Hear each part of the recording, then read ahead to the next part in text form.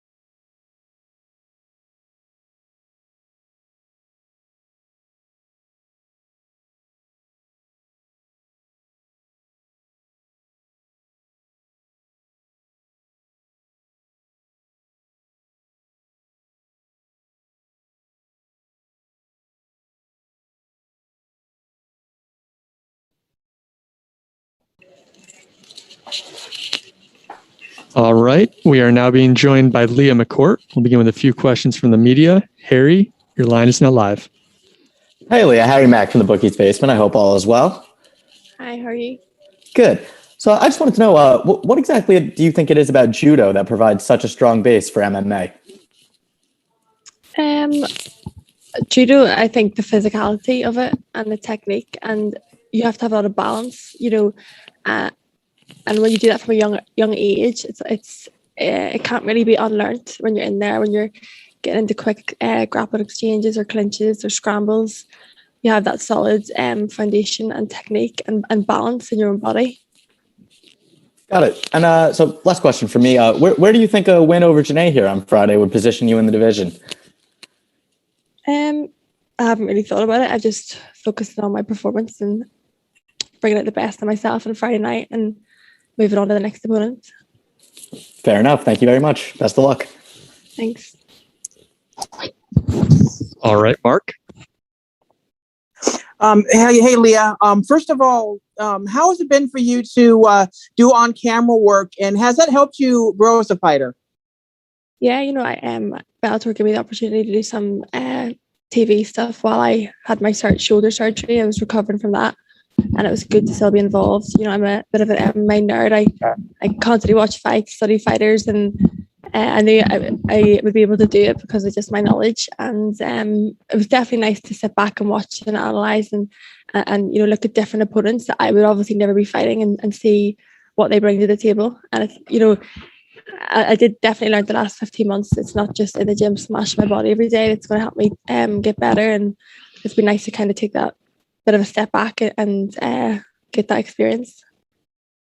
And my last question for you, this is the first time you've fought in the United States since your amateur days. How's it been for you to make the trip back over the United States and to be able to acclimate here at Bellator, especially considering we're still under COVID restrictions? It's been so nice, so chilled, so zen compared to the crazy fight week of Bellator Dublin last year. I keep saying it, this has been so relaxed. It's the calmest I've ever felt. So focused, and it's been nice just being able to breathe and calm instead of constantly doing things fight week and not being able to just relax. So it's been really nice environment out here. Bellator have looked after us so well, and I'm just really full of gratitude to be in this position and to have this opportunity to fight on Friday night, because I know so many amateurs are back home getting fights cancelled, so many pros are getting fights cancelled, and I just want to enjoy this process, and I have done so far. Gabriel. Hi, Leah. 2 questions. The first one, going back to your work on television, what kind of work did you do to prep? Because obviously you have experience in the cage and being a fighter, but in terms of knowing how to conduct yourself on camera, what kind of work did you do to be ready for that kind of role? I was just thrown in at the deep end. I did 10 hours of live TV and never had ever done anything before, but I'm such a nerd. I had all my notes, I had like hours and hours of notes. I was doing Zoom calls. It's like, the guys like Big John McCarthy and Josh, and we were all going over the fights and fighters and what we thought they were going to bring to the table. I was doing calls with Jude. I was doing a lot of my own research and speaking to I have a lot of friends on TV, just getting some advice. And I think it's, that definitely helped me. I always am over prepared for anything I do. So that was nice to get that opportunity. And then my second question, looking at the featherweight division, you only have a few fights, but I think a lot of people see this as if Cris Cyborg wins, she's already taken out a lot of the people who would be, hypothetically ahead of you. How do you manage your own expectations? Because it feels like they have you on the fast track, but you've said yourself you're still trying to grow as a pro. Yeah, I've only had, I think I'm like the least experienced in the whole division. I have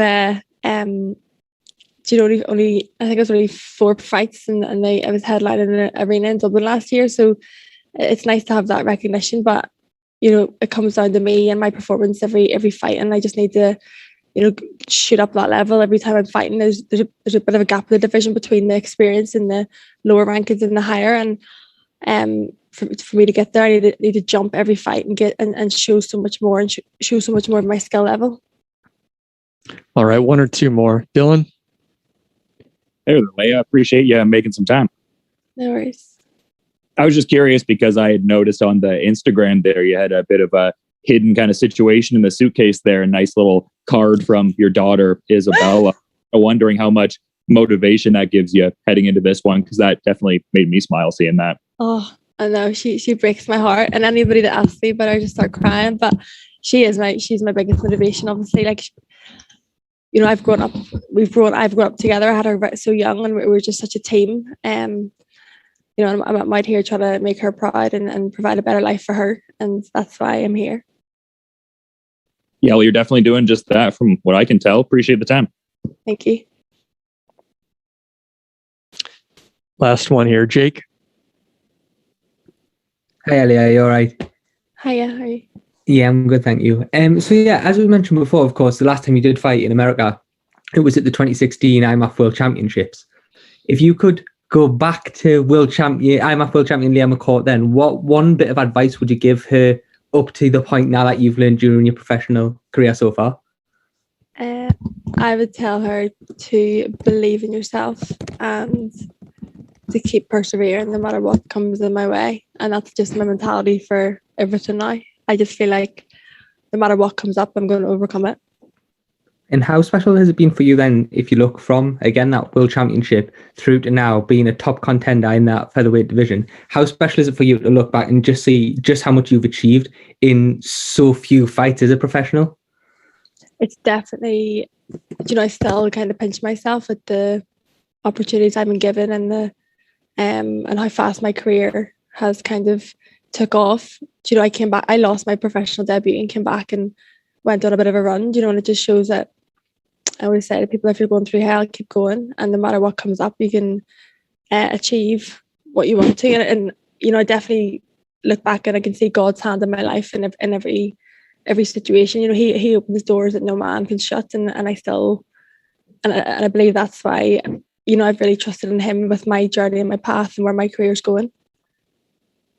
All right, Leah, thank you very much for the time. Good luck on Friday. Thanks.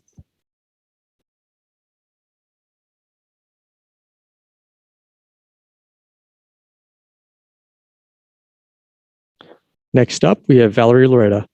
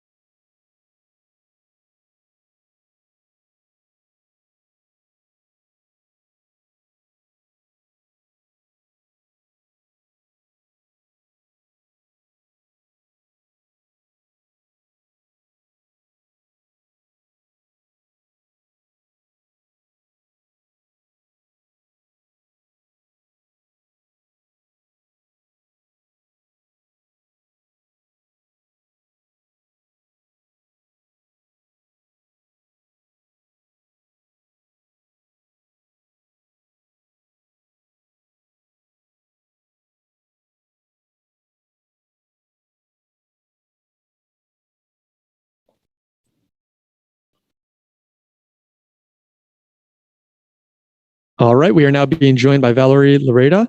We'll begin with a few questions from the media. Darren, your line is now live. Thank you for having me. Valerie, you are an undefeated fighter, but you're also successful as a model and doing other projects. How do you like to be thought of or described in general? I like to be thought of as an extremely talented, well-rounded woman who likes to fight. Well said. And do you have an accomplishment that you're most proud of so far in your MMA career?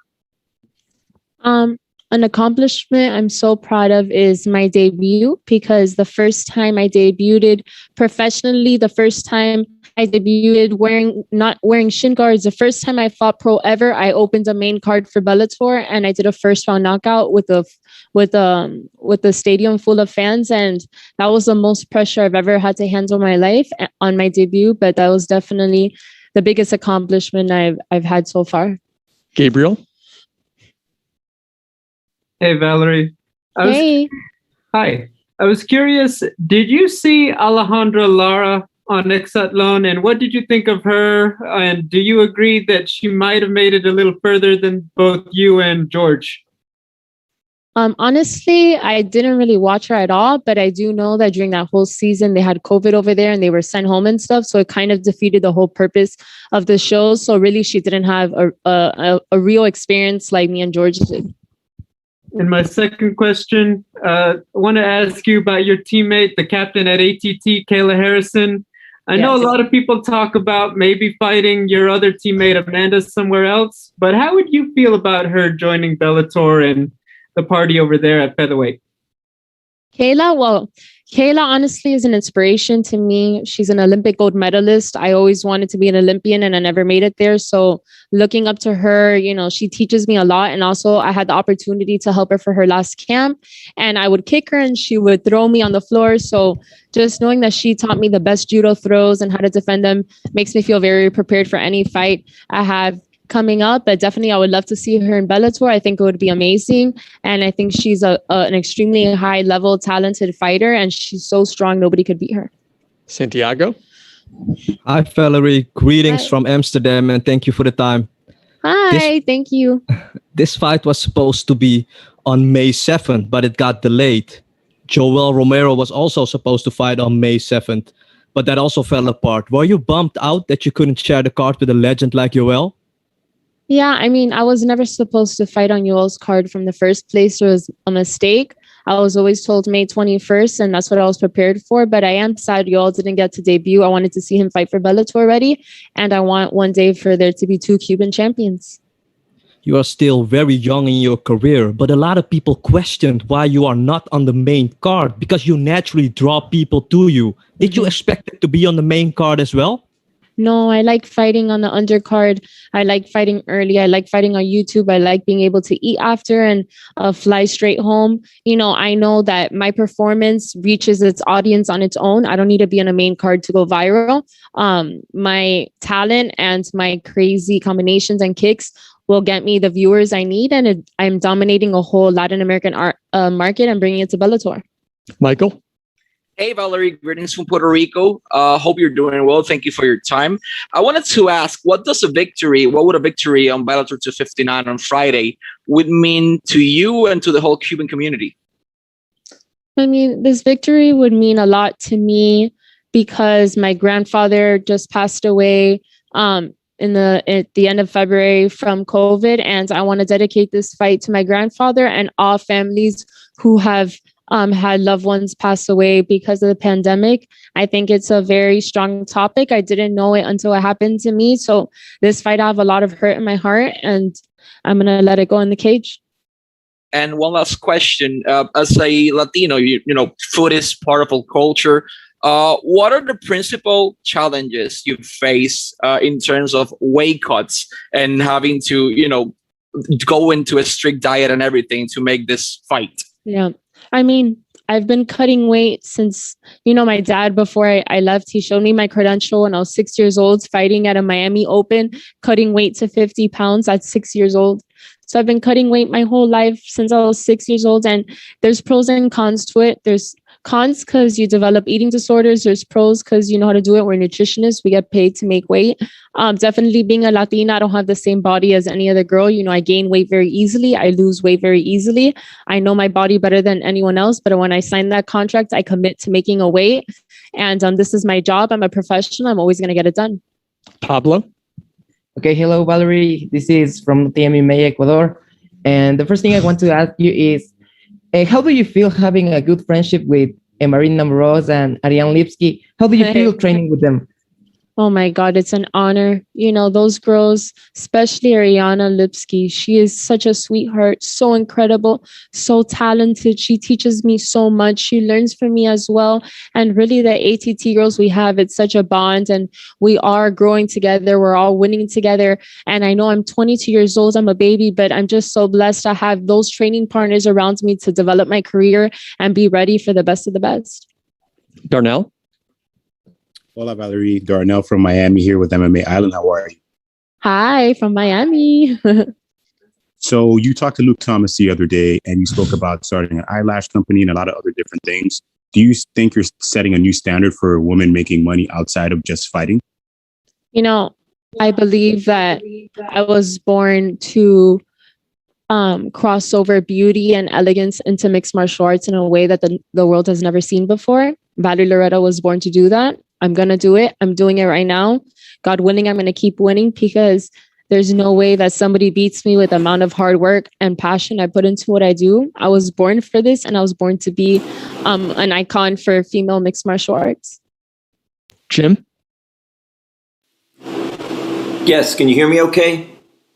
Yes, we can. Oh, great. All right. Hey, Jim Barcelona, Miami Herald. Hey, Valerie. Hey, Jim. Hey, where does that take you? Where do you see a victory helping you get to the next step? Yeah, this victory is one more, hopefully, to get to the top and, you know, more experience being a young fighter. But definitely this victory is going to be so happy for me knowing what I've been through before this fight and also the dedication I have for it. And what have you learned so far, even going back to your first fight? What have you learned about yourself? What have you learned about just this whole crazy journey, ups and downs? Number one, I've learned that the intuition I've had in my heart about myself is right. I'm proving myself right. I don't care about anybody else. And apart from that, I've learned that I could go through anything in the world and in my life and still excel in the cage. Thank you so much. All the best. Thank you, Jim. Giancarlo? Hi, Valerie. Hope you're doing well. This is your first fight now since Bellator introduced the rankings, and you see yourself now ranked in the top 10. Just curious, as a fighter, does that put more of an added pressure on you to go out there and perform, knowing that you're ranked inside the top 10 and facing someone who's not ranked?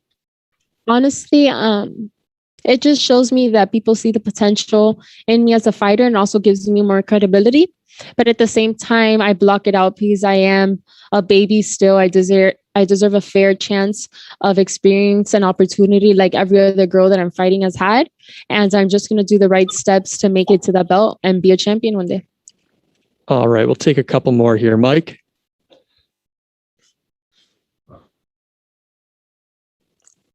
Mike, go ahead.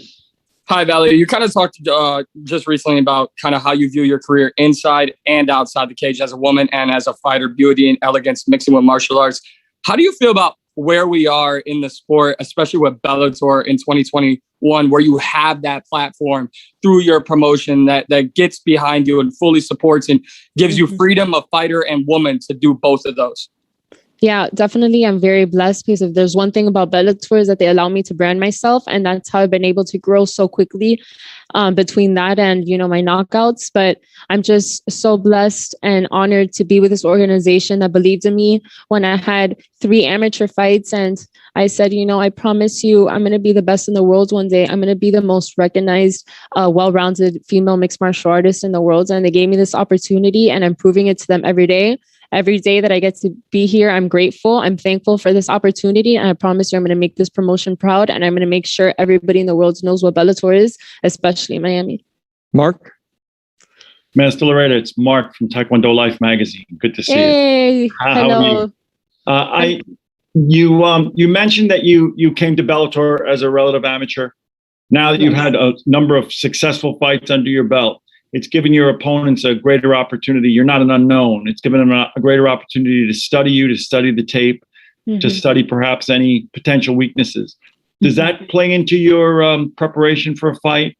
And does that do those things adjust as you go, or is that something that you just go with your game plan and let it be as it will? Honestly, on my fights, I fight differently. If I were to fight myself tomorrow, I wouldn't know how to fight me because every fight I come out differently. I either turn into a boxer, I come back to my muscle memory of Taekwondo. I could turn into a wrestler. I could do anything, you know? So I think that's what makes it challenging for other girls to fight me. And also I have a muscle memory and repetition of Taekwondo since I was a baby that I don't even think about in the cage. It just comes out like naturally. I love what I do. I've been doing this my whole life. And it's just such an honor to be able to represent Taekwondo beyond master. Thank you. And the Taekwondo world will be watching you in your fight. So good luck. Thank you. All right. Thank you very much for the time, Val. Good luck on Friday. Thank you.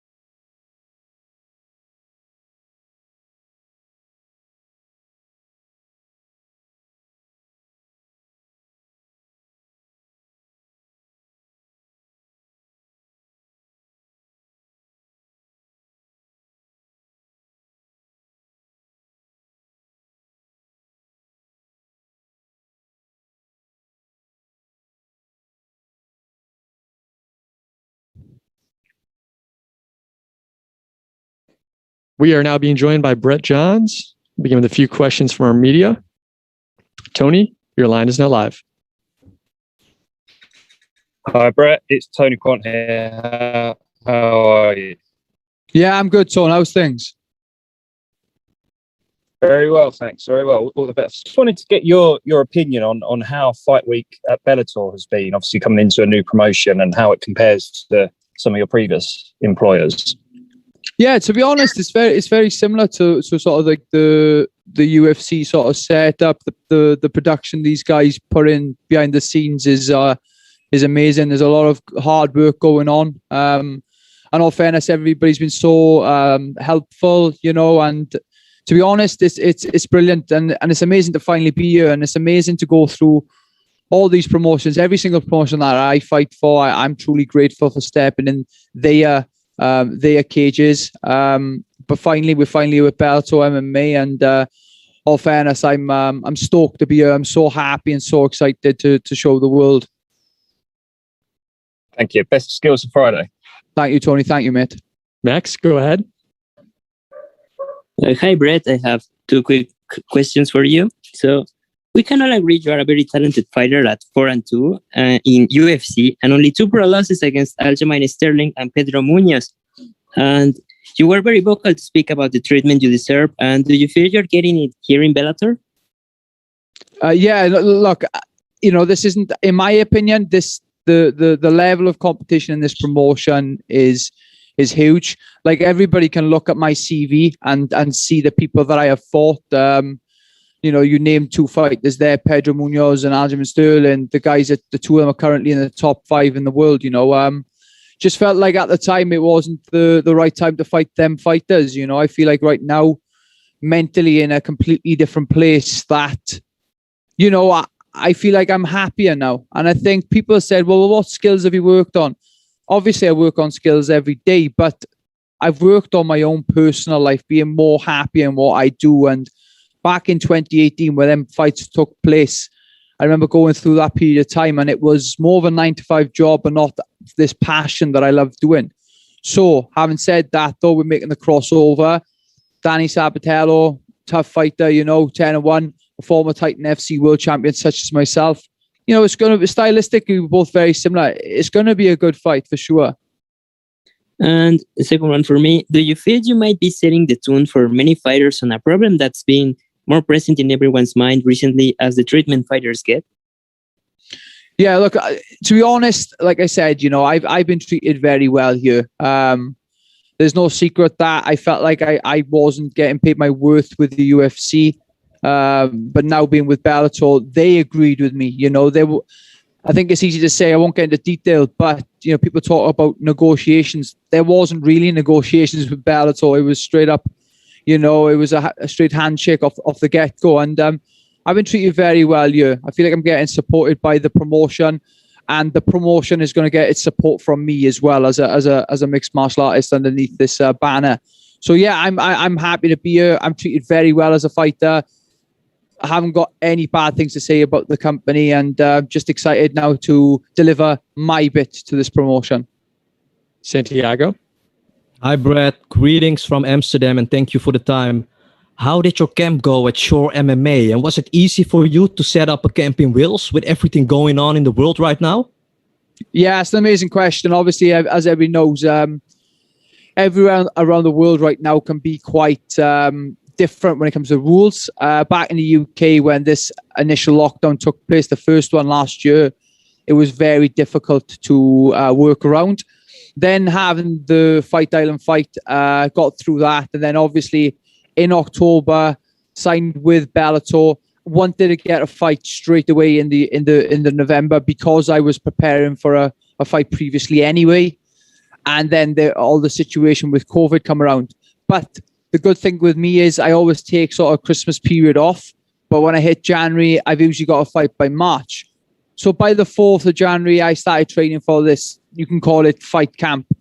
These fighters who want to be up-and-comers in this game, you look at the team at Show MMA, we don't really have camps. I say that so lightly. A camp is coming into training, doing 6 weeks, and then going off for 5 weeks. No, I'm in camp all year round. So in my mind, this has been 18 weeks. It's been an 18-week camp, and I'm training with super high-level guys. I got the likes of people like Jack Shaw in the camp. I've got former world title contenders like Josh Reed in the camp. There's so many different fighters that I could name.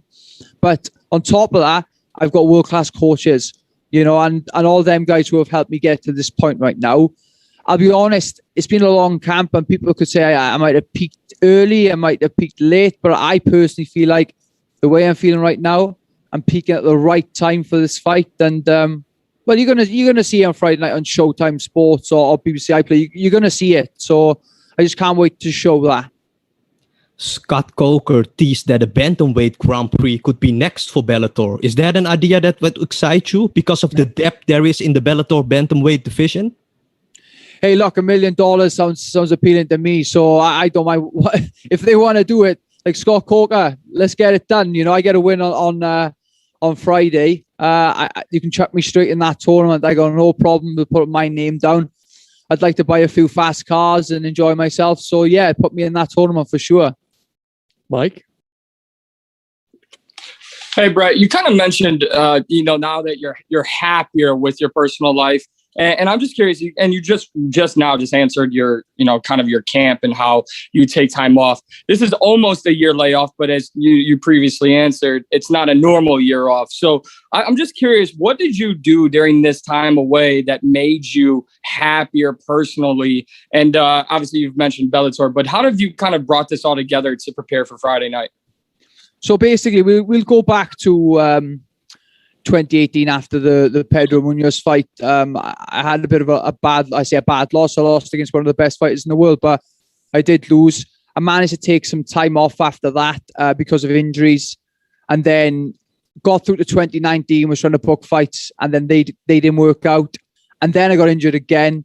So like that period from 2018 to 2019 was very, very tough, and it was difficult. I think I hit 2019 April. I was a stupid amount of weight over what I should be. And then got through the Tony Gravely fight, and then I decided to change camps up. So joining Show MMA has kind of rekindled that fire with me, where I'm turning up to the gym. I'm laughing before I go on the mat. I'm laughing after I come off the mat. I have bad sessions. I have good sessions, but I'm always smiling going home. And I felt like I missed that in everyday life. I joined this sport because I love doing this sport. And, I back in the day where I used to sleep in the gym because I couldn't afford a bus fare home. All that isn't artificial. That's all legit things that actually did happen. And I stayed in that sport because I loved it. And I felt like back in 2018, the beginning of 2018, I lost that. It's very sad to say, really. But since joining a new team and a team of fighters who think similar to me, who train similar to me, who eat similar to me, who fight similar to me, it kind of rekindled that fire. So yeah, I'd say since joining up with SMMA and obviously doing my own thing with my own brand, where I want to open my own gym and be a coach as well with my brother, who has been a massive part in my life. He's been a huge part in my life. It's looking good, and I feel like a quote that one of my best friends and one of my training partners, Scott Pedersen, says. He says, "A happy fighter is a dangerous fighter." And right now, I'm pretty happy. Jake? You've just mentioned Scott there, Brett. I was just about to bring him up. Of course, you and Jack are certainly leading the way at SMMA. You're coming up to 9 years as a professional athlete. How nice is it for you now to be able to almost give back to these young guys that are now coming up through the ranks, the likes of Urban Elliott, the likes of Scott Pedersen, and be able to pour your knowledge off onto them? Yeah, like I said this previously, I'm 29 years old, but I like to think I've got a veteran mindset on a pair of young shoulders. I still feel like I haven't really hit my prime yet. I have had 19 professional fights. This is number 20. And having these guys who I don't see them underneath me. I see them equal to me, these boys. They're amazing training partners to have, and they make the job for me that much more easier. Not just with training, but outside of training, the enjoyment we have with each other when it comes to going for something as small as going for a coffee is amazing. And you named two great guys there. You've obviously got Josh Reed, you got up and comers. Then so you got them two ends of the scales. You got like Josh Reed, who's fought for that Cage Warriors world title. You got Levi Bass, who's coming through the ranks as he's going to be a superstar. And obviously you got Jack Shaw, who is making some big waves in the UFC. But to give this knowledge back to them, I had nobody when I was growing up in the sport to kind of ask questions and try and sort them out. This has been done through me. And it's nice to give back. I want to open my own gym and give back to the community and give back to the fighters. And hopefully I can do my own team one day after my time with MMA is done. It's very much a last minute change an opponent for you as well. I know some athletes train specifically for an opponent. Others train more and concentrate on themselves and how they can develop and what they can do in a fight. How does this opponent change at such almost at the 11th hour affect you? Or is that something that you're not too fussy about? And as long as you go in there and perform the way you can, you could be facing anyone. Yeah, look, there's been obviously quite a common theme question the last few days, and to be honest, that yes, you could say I've taken this fight, but all fairness, Danny's taken this fight in 8 days' notice as well. But yeah, you're right though. There is a stylistically change up in opponents. You got Mateus Matos, who's a Brazilian striker. Then you have Danny Sabatero, who's a good wrestler. Yes, he's got good stand up as well. But what I'm saying is he favors the wrestling game. Yeah, but then again, though, this training camp we've just done, it's not a specific game plan thing. We work on all skills. That's what we do. I have a team of coaches with me who work very hard on working on every single area. So, look, I said to Ashley, my brother, before coming out, I said, look, potentially we think of all plans. We think of everything in our heads. We thought, what happens if Mattis pulls out? And I actually said that if Pettis stepped in, we'd be ready and we'd be prepared. So I've got to eat my words now. And like I said, I'm prepared. I'm ready to go. And Danny Sabatello's next. Tom? Hey, Brett, Jochen Bauer. You'll always have the legacy of being the first Welshman to join the UFC. As a fellow Welshman, it's great seeing you representing Wales and Welsh MMA on the world stage again. How are you feeling about your Bellator debut? And, like I said, representing Welsh MMA once again. Yn gyntaf, diolch yn fawr. Diolch am yr cwestiynau. Thank you for the questions. Yeah, look, being a Welshman in this here in this promotion, obviously we got the likes of Liu Long. We've had previous fighters fighting for Bellator as well. And yeah, like I said, it's an amazing time, and I feel like I am creating waves. I've created sort of that, you can call it a fighter's CV. But look, my plan of attack really is to get through this fight on Friday night, get a win, and then look forward to doing something else. There's no secret what I want to do with the Bellator brand. And what I would like to do is obviously, we've had major promotions come to the British Isles. So we've had major promotions being fought in Belfast, being fought in Ireland, being fought in Scotland, being fought in England. But we've never had that major promotion in Wales. We have fighters to do the job. We're just waiting on that promotion to take that leap of faith for us guys. And I see that being the likes of myself, Liu Long, Bobby Pallet. There's loads of different Welsh guys, and also guys who are around that area who will be able to fight for this promotion as well. But to be the guy to lead that way, and to be the guy to be the main character of that story, would be absolutely fantastic for me and the Welsh nation. Diolch yn fawr, Brett. Cymru am byth. Best of luck. Diolch yn fawr. Cymru am byth. Harry? Hey, Brett. Harry Mack from the Bookie's Basement. Hope you're doing well. How you doing? Thank you for having me. Good, thank you. So we touched on it earlier a little bit with a possible bantamweight Grand Prix coming up, but we've seen a lot of Bellator's bantamweight division in action here over the last few weeks. So I just kind of wanted to know, so far with what you've seen, how do you feel like you stack up? Yeah, man, it's a stacked division. Obviously, Pettis getting the nod a few weeks back was look, at the end of the day, I rate Juan Archuleta, I rate Sergio Pettis. My personal opinion of that fight was I thought that Juan was gonna take the nod, but he didn't. It just shows the improvement and the level of Sergio and how he has improved in the mixed martial arts game, and as well as coming up as well. So you can see that Sergio is the guy with the target on his back now. There's a handful of fighters in this division though you've got to watch out for, and to name a few, you got Darrion Caldwell and Leandro Higo who are fighting on Friday night, as well as myself. A guy that I've been watching loads of and I enjoy watching and is a threat to this division, in my opinion, is Magomedov. That's potentially a fight that could happen down the line. But there's loads of different fighters. I could be here all night saying everybody's CV, but how I stack up with these guys, I have fought the best guys in the world. You can just go on Sherdog, go on any other sort of ranking system, and you can see them rankings there. And to be honest, I'm happy to be here, and I feel like I'm definitely in that top 10 already. Just obviously on Friday night now, I've just got to prove that I am. Got it. Well, thank you very much. Best of luck Friday. Thank you very much. Thank you, Mason. Hey Brett, this is Mason from the Esports Sesh podcast. How you doing, man? How are things, Mason? UK? I can't complain, man. Obviously, before you signed with Bellator, I'm sure you had multiple offers from various promotions. What made Bellator stand out to yourself and to sign with them? To be honest, there was no other offers, but it's what I asked for. I asked for Bellator. I think a lot of people were kind of I think not a lot of people knew I was a free agent at that time, and literally, I think after emailing the UFC and them coming back with offer, I got in touch with my manager, Sucker Punch Entertainment, Brian Butler, and the guys there who have done a fantastic job, by the way. And I said if they could get in touch with Bellator, because I just saw me personally going with Bellator, the Bellator brand, because like I said before, I'd even gone to I'd even become a professional, I was a huge supporter of this brand. Some of my favorite fighters back in the day, I used to watch them fights, the Eddie Alvarez and Michael Chandler fight, Douglas Lima, Ben Saunders fights. Used to watch all these fights and be a big fan of the promotion. So I personally felt like, and I feel like I personally made that choice as well. Look, if this decision is a bad one, I fall flat on my face, I can live with that. It was on me. But yeah, I'm chuffed to be here. I'm really excited to be here. And I think I'm a fitting person. I'm a fitting face for this promotion.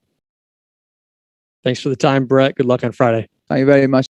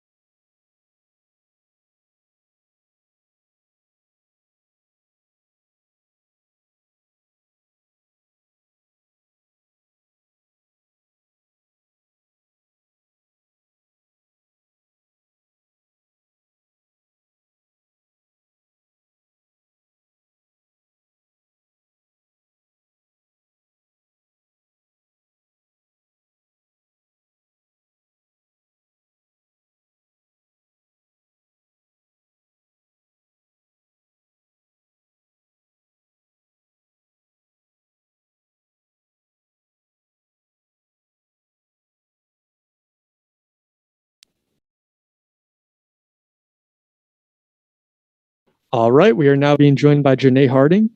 We'll begin with a few questions from our media. Gabriel, your line is now live. Hello, Janay. Hey, how are you? Doing well, thank you.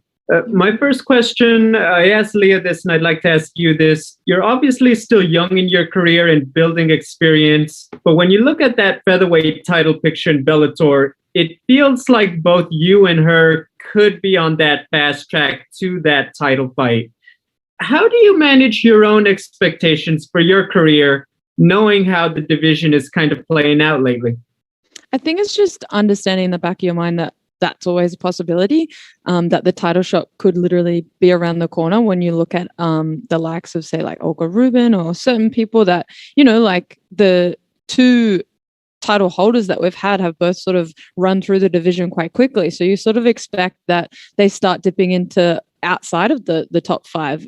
For that reason, I always sort of just concentrate on the fight in front of me first and foremost, make sure that's my priority. And then of course, just understand at the end of the day, like after this fight, you know, it may be the call up or it may be 1 or 2 fights off or et cetera, et cetera. I've been expecting that for like my last 3 fights, I think. I sort of put it in perspective. So it's just kind of knowing, keeping it in the back of your mind and knowing, I think everyone in the top 10 should be kind of preparing for Cyborg at some point in a sense. So just keeping that motivation and understanding really helps. We spoke last year and you talked about getting to work with Disney for the Mulan stuff and working with the Bose headphones. Those are big deals as, you know, a young athlete. Can I ask, like, what have you done? It's like, are you dipping your hand in any other businesses and any other crossovers? What's new on that front for your career? Yeah, I guess it's just sort of opened up my horizons in a sense, understanding that, you know, these are definitely more opportunities that I want to get a part of.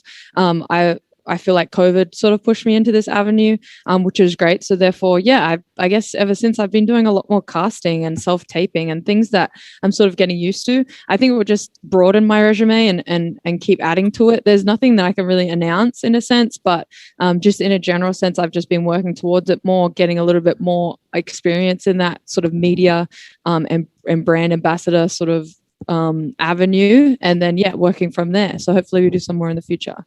Mike? Hey, Janay, now that fight week is here, you're finally in the States, and the fight's just a couple of days away. Just curious, how are you feeling? And do you have the Krispy Kremes ready for you Saturday morning? I do not. I've been very good at self-control, which is something that I'm not always good at. I always go overboard on like getting snacks before I leave Australia and 2 before my fight and just hoarding them in my hotel room. But for whatever reason, this fight, I've just made sure that, yeah, all my snacks and everything are prepared post weigh-in for like all the healthy stuff pre-fight. And I know that Krispy Kreme's not going anywhere and the best version of it is the fresh version. So I'm just going to go straight from the arena. I'm so happy in a sense that I'm early again. So I'm going to go straight from the arena and grab them. I'm feeling great. Ronald? This is Ronald E. Smith from Getting Real. Janay, how are you doing? Good, thank you. How are you? Can't complain. And one thing I would like to know is, you know, since this is the new year and it looks like we're starting to get everything rolling again, how are you, from previous of last year, been able to keep yourself focused with everything that has been happening? Yeah, it's actually been great. I guess I always sort of knew, as much as I guess I expected last year this fight to go forth. I always sort of knew in the back of my mind that this would be a matchup that was coming next. So it's like I sort of had a good direction, good motivation, and a good understanding that sometime this year we would end up fighting. So therefore, I just had to keep preparing for it. I had a face and a name, which was a great thing that keeps you motivated. And therefore, I just needed to wait for that date. So I just sort of had been prepping. I live in a country that obviously, as you guys know, isn't as restricted as the rest of the world. So that's been fantastic. My training schedule hasn't been affected and I've been able to stay motivated and just stick with my team and keep building together. And how has training been for you during this time to get prepared for this fight?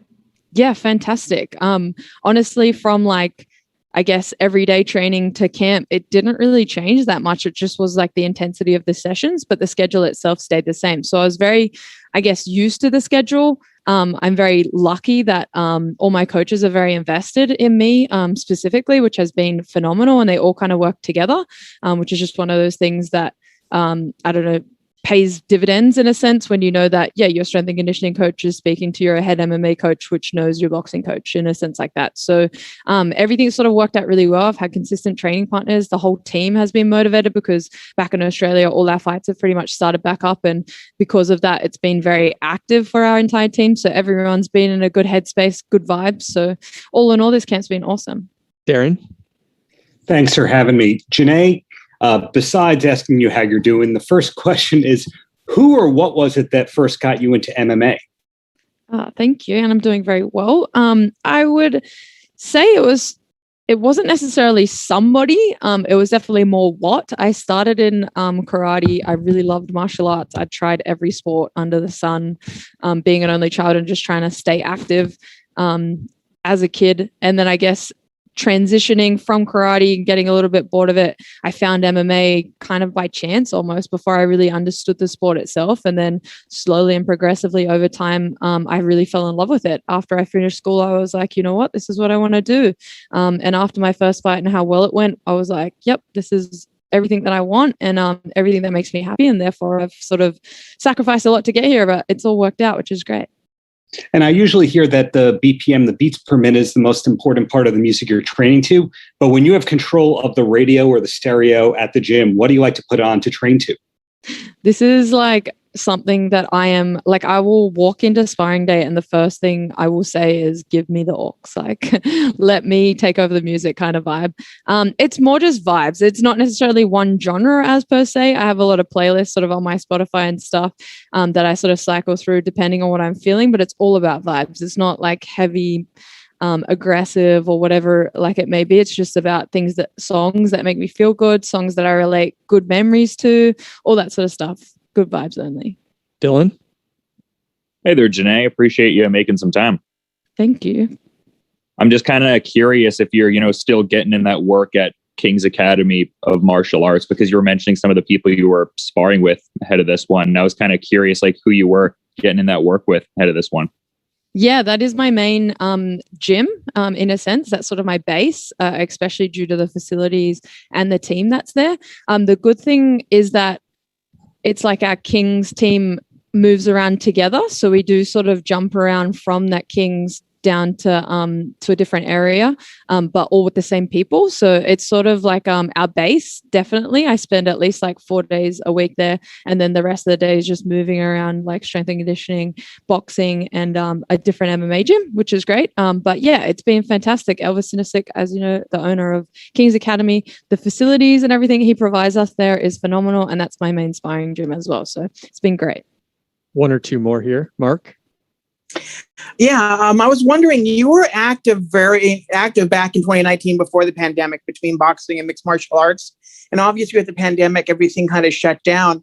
I was wondering, first of all, has that helped you in a way that, kind of get some lagging injuries kind of healed up and, kind of concentrate a little bit more on training? And are you looking to amp up after this fight, do more boxing, do more mixed martial arts fights? Yeah, like you're saying, I was really lucky to be super active. Literally, I was in the Philippines when COVID first started for a 2-week training camp to help the Olympic team over there.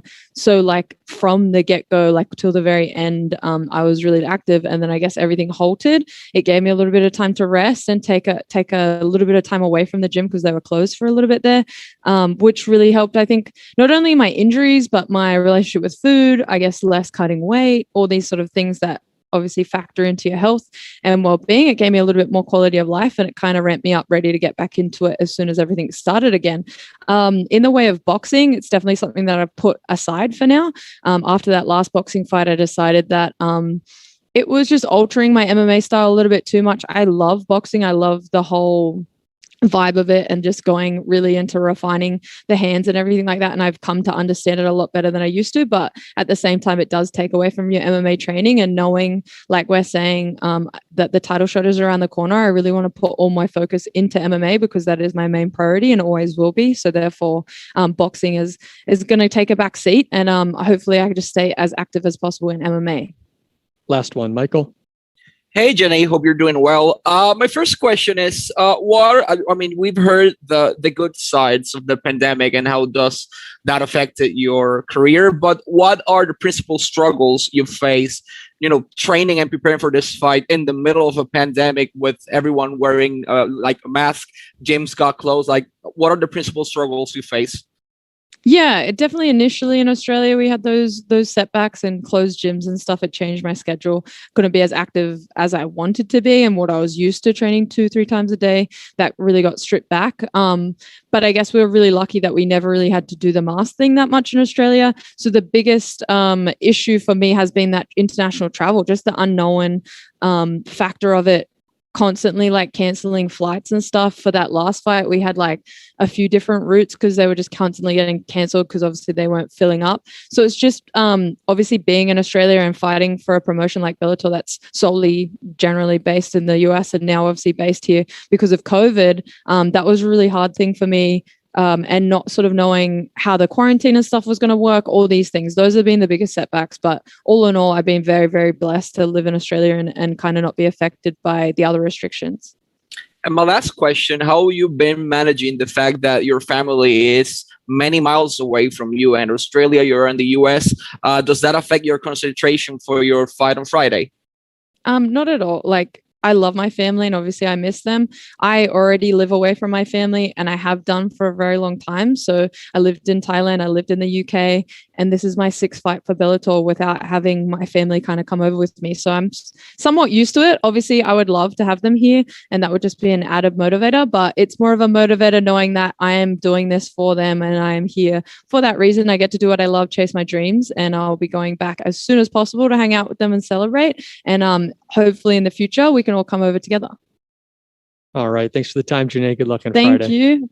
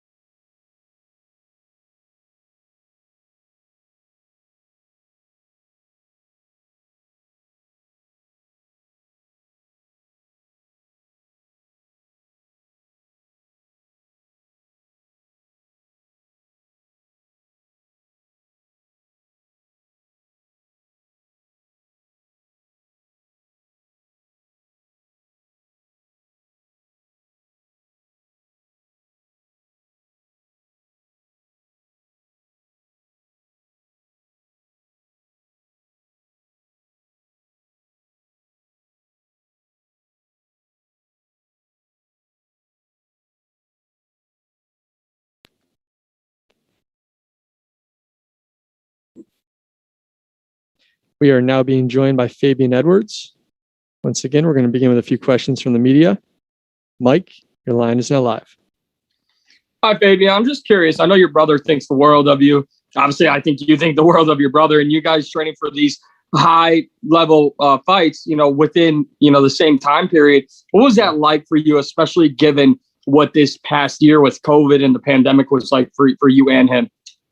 It was good. There's no one better to train with than my brother. He's number 3 ranked in the world. He's been up against former champion and all the top level guys. So to have that person to lean on and train, you can't act better, right? So yeah, it was great. Tony? Hi, Fabian. Hope you're well. How you doing, mate? You all right? Yeah, I'm very well, thanks. Yeah, I mean, just following up on that call, obviously you were supposed to watch your brother fight this past weekend. That didn't go down. Is the plan to still stay in the States after your fight, to stay out with your brother? I don't know, because I got kids, you know what I mean? So I don't know if the kid's mom will allow that. So I don't know. I'm looking to go back home after this, celebrate my win. Yeah. And then and I just want to... Sorry. Yeah, no, it's all right. It's all right. Yeah, no, I was just gonna mention, obviously in your last fight, it didn't go your way. I just wondered what you actually took out of losing. They often say that, you learn the most in defeat. So I just wanted to get your thoughts on that being your first professional loss on your career. I just felt like I was just being too comfortable in there. I wasn't really going out there and putting big shots on him. So I think that was my first loss after like 6.5 years of fighting. So I think I just got too comfortable, and I won't be making that mistake again. I'll be going out and I'll be putting pressure from the start. What's going on, Fabian? This is Mason from the Sports Sesh podcast. How you doing, mate? Yes, mate. How you doing? You all right? I can't complain. From one Englishman to another, how does it feel to be representing the UK over in Bellator? It feels great. I think I'm the only one on the card, so feels good. You know, I got a big fight on this card, and I believe I got a big finish. So it feels great to be on here representing. And last thing from me, obviously, I've seen a few comments joking about, obviously, a lot of haters as such only class you as Leon Edwards' brother, which is completely, utterly ridiculous because obviously you're a hugely talented fighter. But what do you say to those guys that only class you as Leon's brother? Because obviously you're out there making your own legacy as we speak. Mate, they can keep calling me his brother. You know what I mean? I've came to the sport and I produce great finishes on my own. So it is what it is. You know, I just see those as casuals that's trying to play this game, but that's nothing to me. To be called Leon Edwards' brother is an honor. So I don't really mind. You can carry on. Jake? Hi, Fabian. Jake from Fight and Talk. You all right? I do. Yeah, good. You've been on an absolute tear since, of course, Lee Chadwick back in Newcastle all those years ago when Bellator Europe started. Of course, you had a slight slip up there against Costello. Yeah. How much are you looking forward to coming out in, I guess, righting maybe the wrongs, putting that pressure on, and coming out with a massive performance for these new US fans? There's no, I got a chip on my shoulder. You know what I mean? I'm that guy, man. Suffering my first loss of my career. I'm pissed. I'm not going to lie, you know, so I'm going to go out there. I'm going to put pressure on him. I'm going to show my intention from the get-go. This guy believes that he's going to go. I read a comment somewhere, he's going to come in and mess my face up. Not a chance going to happen. So reading those comments from him and suffering my first loss, it just lit that fire in my stomach. So I'm going to go out there. I'm going to beat him up bad. What sort of are you expecting from Austin in this one? I just think he's going to be shooting for his life, if I'm honest. You know what I mean? Like, the pressure that I'm going to put on him, he's going to be panicking and shooting for his life. So let's see. I don't expect anything different from what I've seen. Stephen? So following up on that, Fabian, what do you think about that matchup, that stylistic matchup after your loss to Costello? With this guy, Austin. Yeah, I mean, he's a guy who's not completely uncomfortable striking on his feet, but in his past, like when he's encountered trouble on the feet, he pretty much reversed to wrestling. It will be reversing to wrestling. You know, like I say, I'm going out there and I'm putting big shots on him from the get-go. So I know he's gonna be looking to wrestle. And if he wants to wrestle, we can wrestle. I'll bring my wrestling boots. You know what I mean? We can not strike at all if he wants to do that. So I feel like the Americans fighters seem to think that us British guys can't wrestle, but let's see how he deals with it when he can't take me down. But I guess that's why I'm asking about what you think of the stylistic matchup coming off of that loss, because obviously you can wrestle. You're a complete mixed martial artist, yeah. But coming off of a loss, they're giving you a guy who maybe doesn't give you the best opportunity to showcase your skills. I don't think it's about him. You know, obviously they've given me this guy, but I think this is the perfect matchup to showcase my skill, my MMA skills. You know, it's the perfect matchup. He's going to be going in there trying to take me down, and it's up to me to defend those takedowns and land some tasty shots on him. So I think it's the perfect matchup, if I'm honest. Tom? Hey, Fabian, thanks for talking to us, mate, at MMA UK. Sorry if I sound like a bit of an echo here, but, you know, like you said, you've had an amazing, run up. Obviously, it had the slight slip with the last fight. You know, it was a close decision, nothing against you. But how are you feeling about, showing us what the Assassin is all about in your next fight and representing the UK? Yeah, I feel good, honestly. You know, I'm a confident guy, so suffering that loss, yeah, obviously not me because I'm passionate about the sport, but it never knocked my confidence. You know, I went back to the gym, I got working, and I've been working ever since then. I'm in the best shape I've been in. You know, I know a lot of people say that, but I really am. So I'm looking to go out there and just be free, man. You know, I'm really looking forward to this fight. Awesome. Thank you. Best of luck, Fabian. Thank you. Sergio? Hi, this is Sergio from Fighter Path MMA. How are you doing? How you doing, mate? You all right? I'm doing well. So a couple weeks ago, we saw Sergio Pettis kind of escape out of his brother's shadow and capture Bellator title. What would it mean to you to share that with the Pettis family and the very few families that have been able to capture world titles across several organizations? It'd be the world, and it mean the world to me because there's not a lot of people that have done that. There's not a lot of brothers that's been able to capture both titles. So for me to do that, and then for my brother to do that, that's going to be a history, and that's what I got into this sport for. I didn't really get into this sport to be just another guy in this sport. There's loads of those. I came into this sport to stand out, and I believe that's what I'm going to do. All right, we'll take a couple more. Harry. Hey, Fabian. Harry back from the Bookies Basement. Hope you're doing well.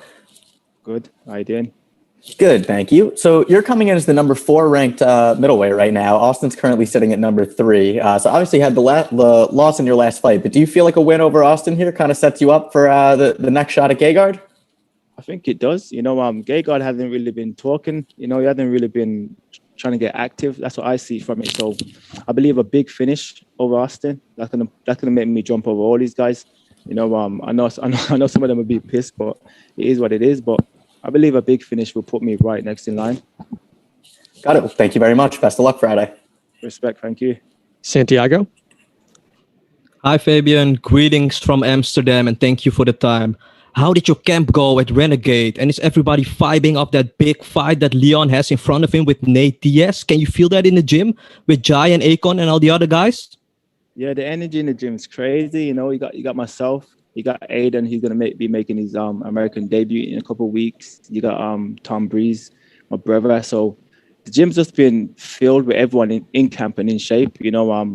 That's all you need on the mat. When everyone's in shape and pushing each other, you see the best version of ourselves. So you're going to see the best version of me on Friday. The champion of your division is Gegard Mousasi, and Scott Coker hinted about a fight with Gegard and John Salter maybe next. How do you see this fight go, Fabian? I think Mousasi wins that one, I think he wins that one, but whoever wins it, I'll be waiting. You know what I mean? I'll be waiting after I defeat Austin. I'll be waiting there. Last one, Paul. Yeah, hi, baby. Paul Gassnova, EDF Sports. Can you tell me what you think your advantage is over Austin?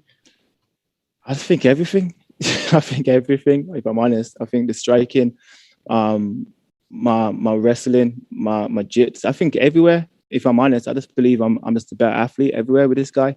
I know a lot of people talk about his wrestling and stuff like that, but the opponent that he's faced, I've never offered anything. And that's it. I'm just better everywhere. All right. Thanks for the time, Fabian. Good luck this week. Yeah, respect, boys. Thank you.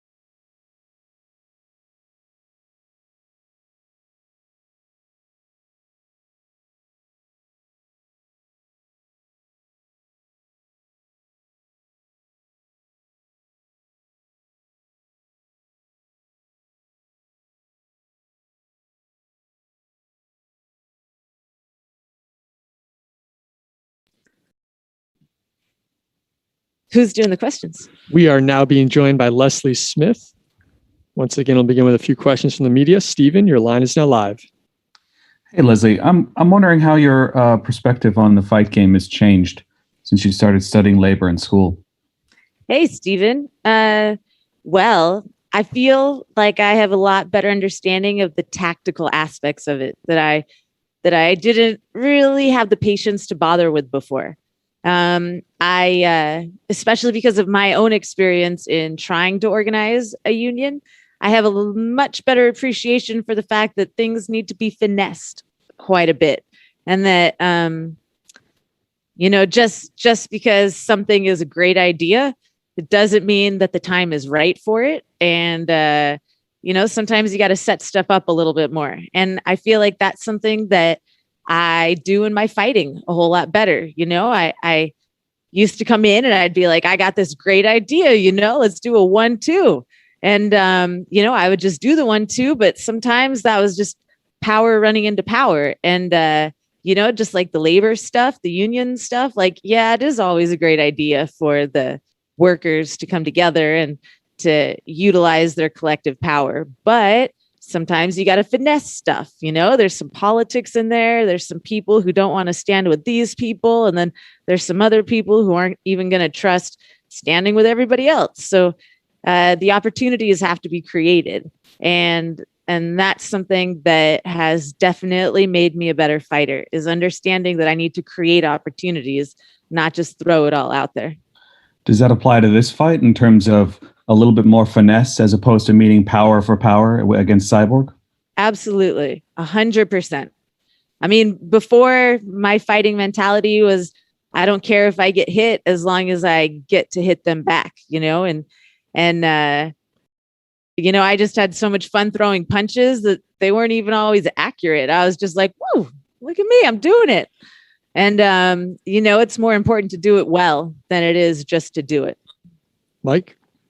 Hi, Leslie. I'm just curious how everything you've done outside of the cage, especially with the year we had during COVID and the social injustices going on, and going into something of a rematch with Cris Cyborg, and how bringing the real world and now the platform that you'll have, come Friday night before, during, and after the fight to speak on behalf of so many people that you really stood for in the past year.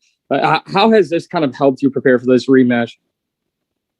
Gosh, that is so much in that question. Well, the first thing that I got to say is I don't speak for anybody else. I don't feel like I'm in a position where I'm entitled to speak for anybody else. I can only speak on what I see and what I think and what I believe. And, if there's people who agree with me, then I'm very grateful to them for speaking up and backing me up on those things. But, as far as like what's going on in the world and how is it affecting me in this fight? Well, especially right now, I feel like the biggest thing that's going on is the conflict in Gaza with the Palestinians and the Israelis. And, that's not a subject that I'm super well versed on. There's so many years of history going back on it. And as someone who isn't highly educated on all the aspects of that, I'm not going to speak vehemently about it, but I can speak vehemently about the fact that people can't be killing other people. They can't be killing kids. Like, it's not right. I don't think that the U.S. should be supporting the destruction of children who literally have no other place to go, who are not free to leave. I have Jewish heritage. My family came from Poland, and they were Jewish. I wasn't raised in the Jewish faith, but I'd like to believe that I still have a connection to that. And so, like many people, like most people, actually, I feel, there's an extra significance to what is going on there. And it's tough and it's difficult. And seeing things like that and the real pain and like the life ending and the life changing trauma that people are going through out there, it puts a fight. It takes away. It's hard for me to walk around and be like, I'm the most important special person, which is in the past what I would have thought I would have done when I was going to be having this main event on Showtime. I would have thought that I would be walking around like I'm the fucking queen, right? But there's more important things going on. So I'm excited for this opportunity to do my best and to do what I want to do and to fight and to bring home this belt and to bring home the win. But I know that there's other people out there who are going through a lot more important things than getting in a cage and fighting for a belt. Gabriel? Hi, Leslie. My question, you've been in the cage with Cyborg before. Everyone always seems to build up, oh, she's this strong, she's this powerful and all that. How much does that experience of actually having been in there help you to clear out a lot of that extra noise that just always seems to come with fighting her? Oh, well, first off, I stopped talking to everybody who's like, whoa, you're going to fight Cyborg. Like, yeah, dude. Yeah. Not going to have this conversation with you again. Fighting is all about like your mind and what you bring in. Yeah, being strong and being physically prepared is super important, but I've done all the physical preparation and I've done all the mental preparation, and experience is definitely the very best teacher. And so I know what I did last time that didn't work, and I know what I need to do this time in order to make it work. Steven? So I have a follow-up, Leslie. We heard just recently that Dana White has blocked the fight between GSP and Oscar De La Hoya in the Triller promotion.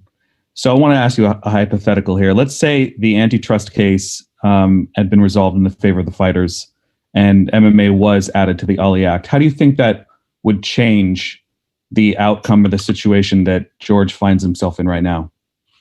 Well, the antitrust is still going on. I just want to say that for anyone who doesn't know. So it's not like it wasn't decided in favor of the fighters. It's ongoing. It'd probably be ongoing for quite a few more years. But if the Ali Act to MMA had already been passed, GSP wouldn't be in contract with the UFC anymore. One of the things about the Ali Act is that it prevents these long-term contracts. And that is exactly what Dana White is utilizing in order to prevent GSP from having this fight. But you know what would have made an even bigger difference in all that is if GSP had stuck with his union organizing effort that he started in 2017. I believe that they had the very best setup of leaders that everyone would have followed, and that if they had had conviction and stuck with it, that something would have happened. But I, as we know, they abandoned that effort, and GSP got a contract to fight in the UFC for a title fight after several years off immediately after making that effort. That would have made the biggest difference if they hadn't done that. Our next question comes from the line of Head Kick Audio. Hi, this is Steve from Head Kick Audio. How you doing? I'm awesome. How are you? Fantastic. So Cyborg is some of the mystique and the aura around, her long winning streak kind of got settled a little bit with Amanda Nunes taking her out, and then Spencer, not going away. What are some of the changes that you've made to this fight in particular, maybe taken away from what these girls were able to accomplish? What these women were able to accomplish? I'm sorry. What was the question again? What things have you added to your game plan for this fight specifically? Maybe taking something away from the women that were able to either compete with or beat Cyborg. Oh yeah, I mean, we've seen a lot of women come in and be really successful, not ultimately successful, but comparatively successful to the women who fought her in the first place. Felicia Spencer, she did a good job. I think she cut her up. Nunes, yeah, she knocked her out. It was funny. I was doing an interview with Dean Thomas earlier today. Congratulations to him on his analyst contract. And he was talking about how he had instructed Nunes to stay back and take it into deeper waters, and how she did the exact opposite of that and came out triumphant, turned it into a brawl. And I mean, I'm not Amanda Nunes. I'm Leslie Smith. I'm my own fighter. I'm doing my thing, but I definitely have been learning from everybody. And we have seen a lot of different tactics that people can utilize inside of the cage against Cyborg. Tom? Hey, Leslie, thank you very much for your time. This is Tom from MMA UK. Just asking, obviously it's, 5 years since your last fight with Cris. I'm just wondering in your own words, like, how would you say you've changed as a fighter since your last fight with Cris? I've changed so much as a fighter. Before I thought I was invincible. I honestly, truly did. I'd never been dropped. Never even been dropped since then. I didn't care about defense, and that's a pretty big part of the game. I mean, Floyd Mayweather, people know him as the best ever, and his game is mainly based on being defensive. And it's an entire aspect of a fight that I hadn't focused on before. And so I have expanded my game, and it has made me a much more dynamic fighter, and it has given me a much greater understanding of where to take advantage of opportunities, how to create opportunities. I just see a lot more than I ever did before. Last one, Dylan. Hey there, Leslie. Appreciate you making some time. Yeah, happy to be here. Yeah, I was just, wanting to get some insights into some of the experiences you've had training wise, because last time we were speaking, it seemed like you were splitting your time between El Nino Training Center and Cesar Gracie Jiu-Jitsu Academy. Can you kind of talk about the importance and the overall journey of certain individuals like, Kerry Melendez and Shinju Auclair? Yeah, totally. I just see a lot more. Something that I should have mentioned, as people have been asking me about what happened to change my game, to evolve my game, is training with Kerry Melendez and Shinju Auclair. I mean, Kerry Melendez, she just has a fight understanding and a skill. Her striking and her understanding of the fight is on a whole other level. It's a professionalism that I have learned so much from. And it's a professionalism, not just in the way that she fights, but also in the way that she conducts herself in day-to-day training activities and like the respect that she commands from people, I spent a long time really feeling like an outsider. I got to this team, I got to Cesar Gracie's, and I started cleaning the mats in order to get to be on the team. And I got Cesar to be my manager in the very first place just by going off and fighting and then being like, here's some money, so I wasn't, I've never been really highly celebrated inside the gym. That's one way to phrase it. Right. And so I think that kind of affected me in a certain way, and as far as like what I accepted from my coaches and from my teammates and what I expected from people. And so being able to train and be around Kerry and Shinju, it's definitely elevated me in my professionalism and what I demand out of my training, and what I'll tolerate out of people around me. And that has made me into so much of a better fighter, mentally, physically, just all around. All right. Thank you very much for the time, Leslie. Good luck this week. Thank you.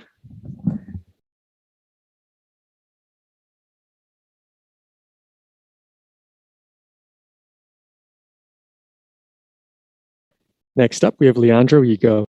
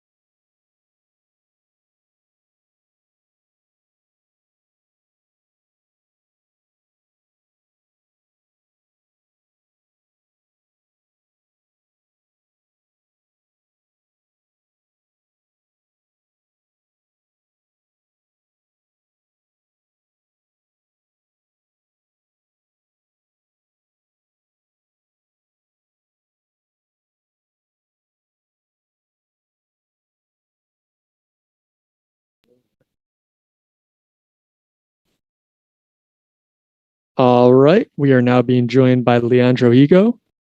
Once again, we'll begin with a few questions from our media. If you have a question for Leandro, please press the raise hand button. Dylan, your line is now live.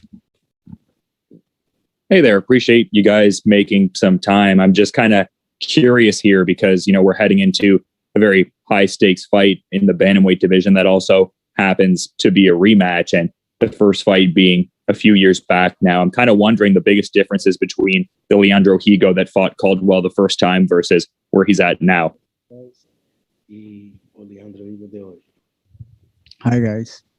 A diferença é enorme, né? Tá vendo aí pelos resultados que estão vindo. 3 anos atrás eu era um atleta, hoje em dia sou outro, né? À toa que agora é o Walter Higo, um novo eu. E tô muito motivado com essa revanche. Sempre é bom uma revanche, dar uma pimentada mais na comida e tô muito motivado para isso.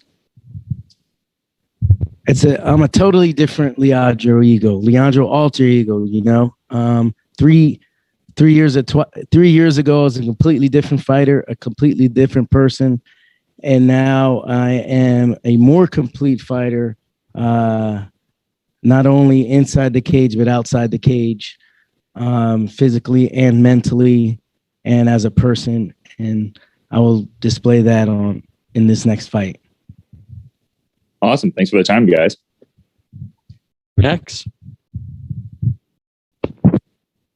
Hi, Leandro. Hi, Eric. So you're on a winning streak, and not so long ago you lost against Caldwell. As they say, if you're a fighter, you want to get that one back. How did you manage to get a rematch a couple of fights later against Darrion?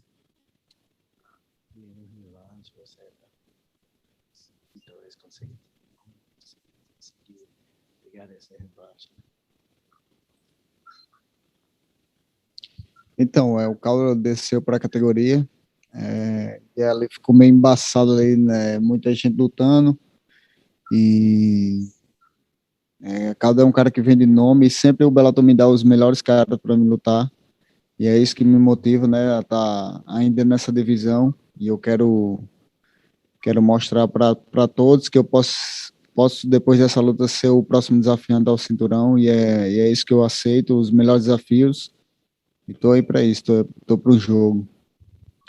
So Caldwell has went up a weight class. Now he's coming back down. The weight class is a little bit different now. It's a lot more studs in this category. And Bellator has always faced me up against the best and the biggest names. And this rematch has a little bit more motivation because it is a rematch for me. So I think this rematch is going to decide who's going to be fighting for the title after this. It's the title eliminator, Leandro alter ego, the new Leandro, and a new Caldwell coming down back from 66 kilos. And what are we going to see of you on this fight? Can you repeat that? What are we going to see of you, of Leandro, on this fight?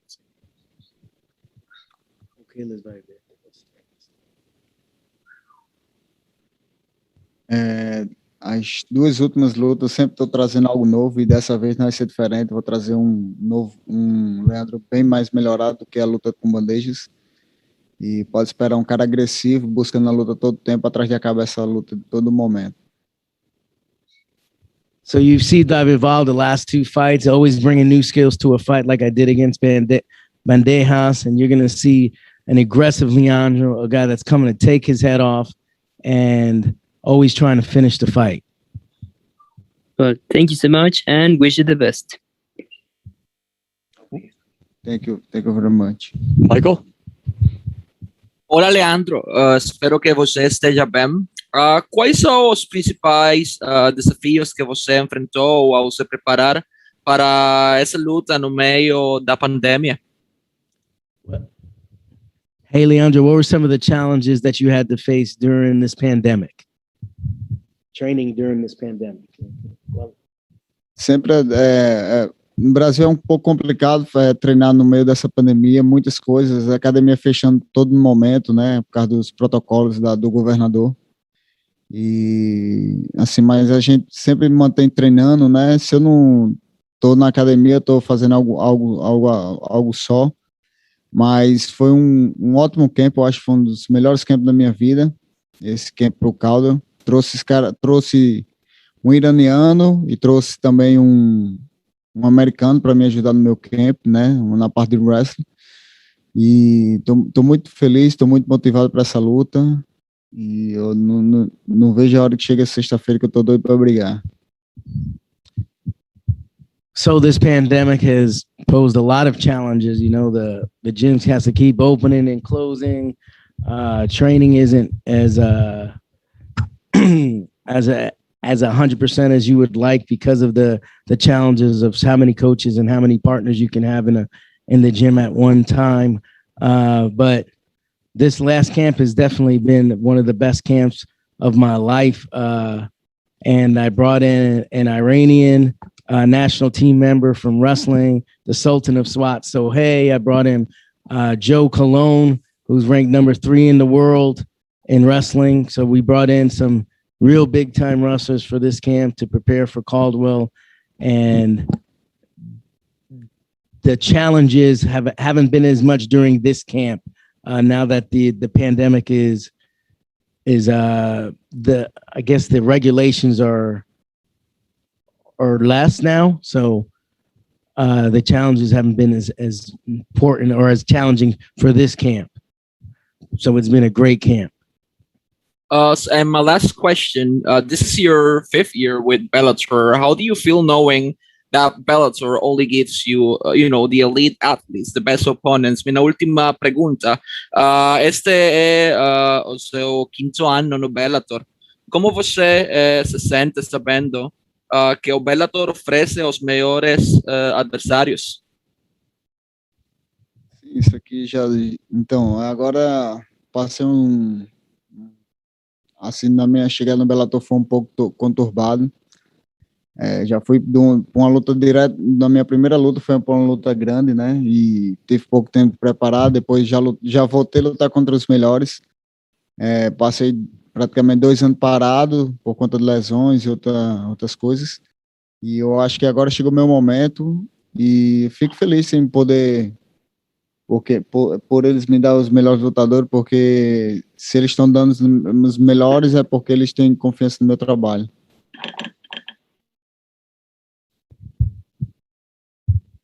Yes, since day one, I've been offered the biggest and best names. My first fight in here was for a world title. My 3rd fight was for a world title. So I've been offered the biggest names in this organization. I had almost 2 years off because of injuries and whatnot.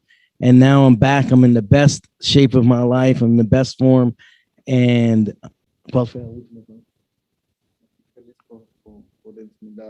yes, and I'm real happy that I'm always getting offered these big names. That means they're confident in my abilities as a fighter. Bellator is that they're giving me the biggest names in the game. That's what I want, and that's what they've been giving me. Tony? First up, Eric, that's a hell of an outfit. Oh, thank you. Shout out to Philip Klein. Excellent. And thanks for your time, both. Leandro, my question is, obviously with Bellator, we've seen a lot of tournament formats across divisions. Following this fight, would you be open to taking part in a bantamweight tournament? Should that be the best route to a title shot?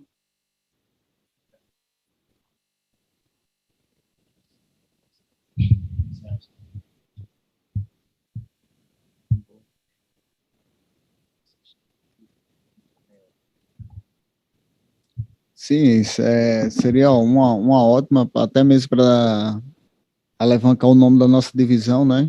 Um torneio seria uma boa, além de tanto eu ia adorar esse torneio, tanto para ser campeão também como para virar milionário. Yeah, that's a great idea to have a tournament with some of the best fighters in the world. I believe this is one of the doesn't matter what promotion, this 135-pound division is the best in the world. And tournament would be great because not only would I become world champion, I'd get to become a millionaire. $1 million man. Thank you both. All right, Leandro, Eric, thank you very much for the time and good luck this week. Did Barcelona ask a question, Jim? Come on, Jim.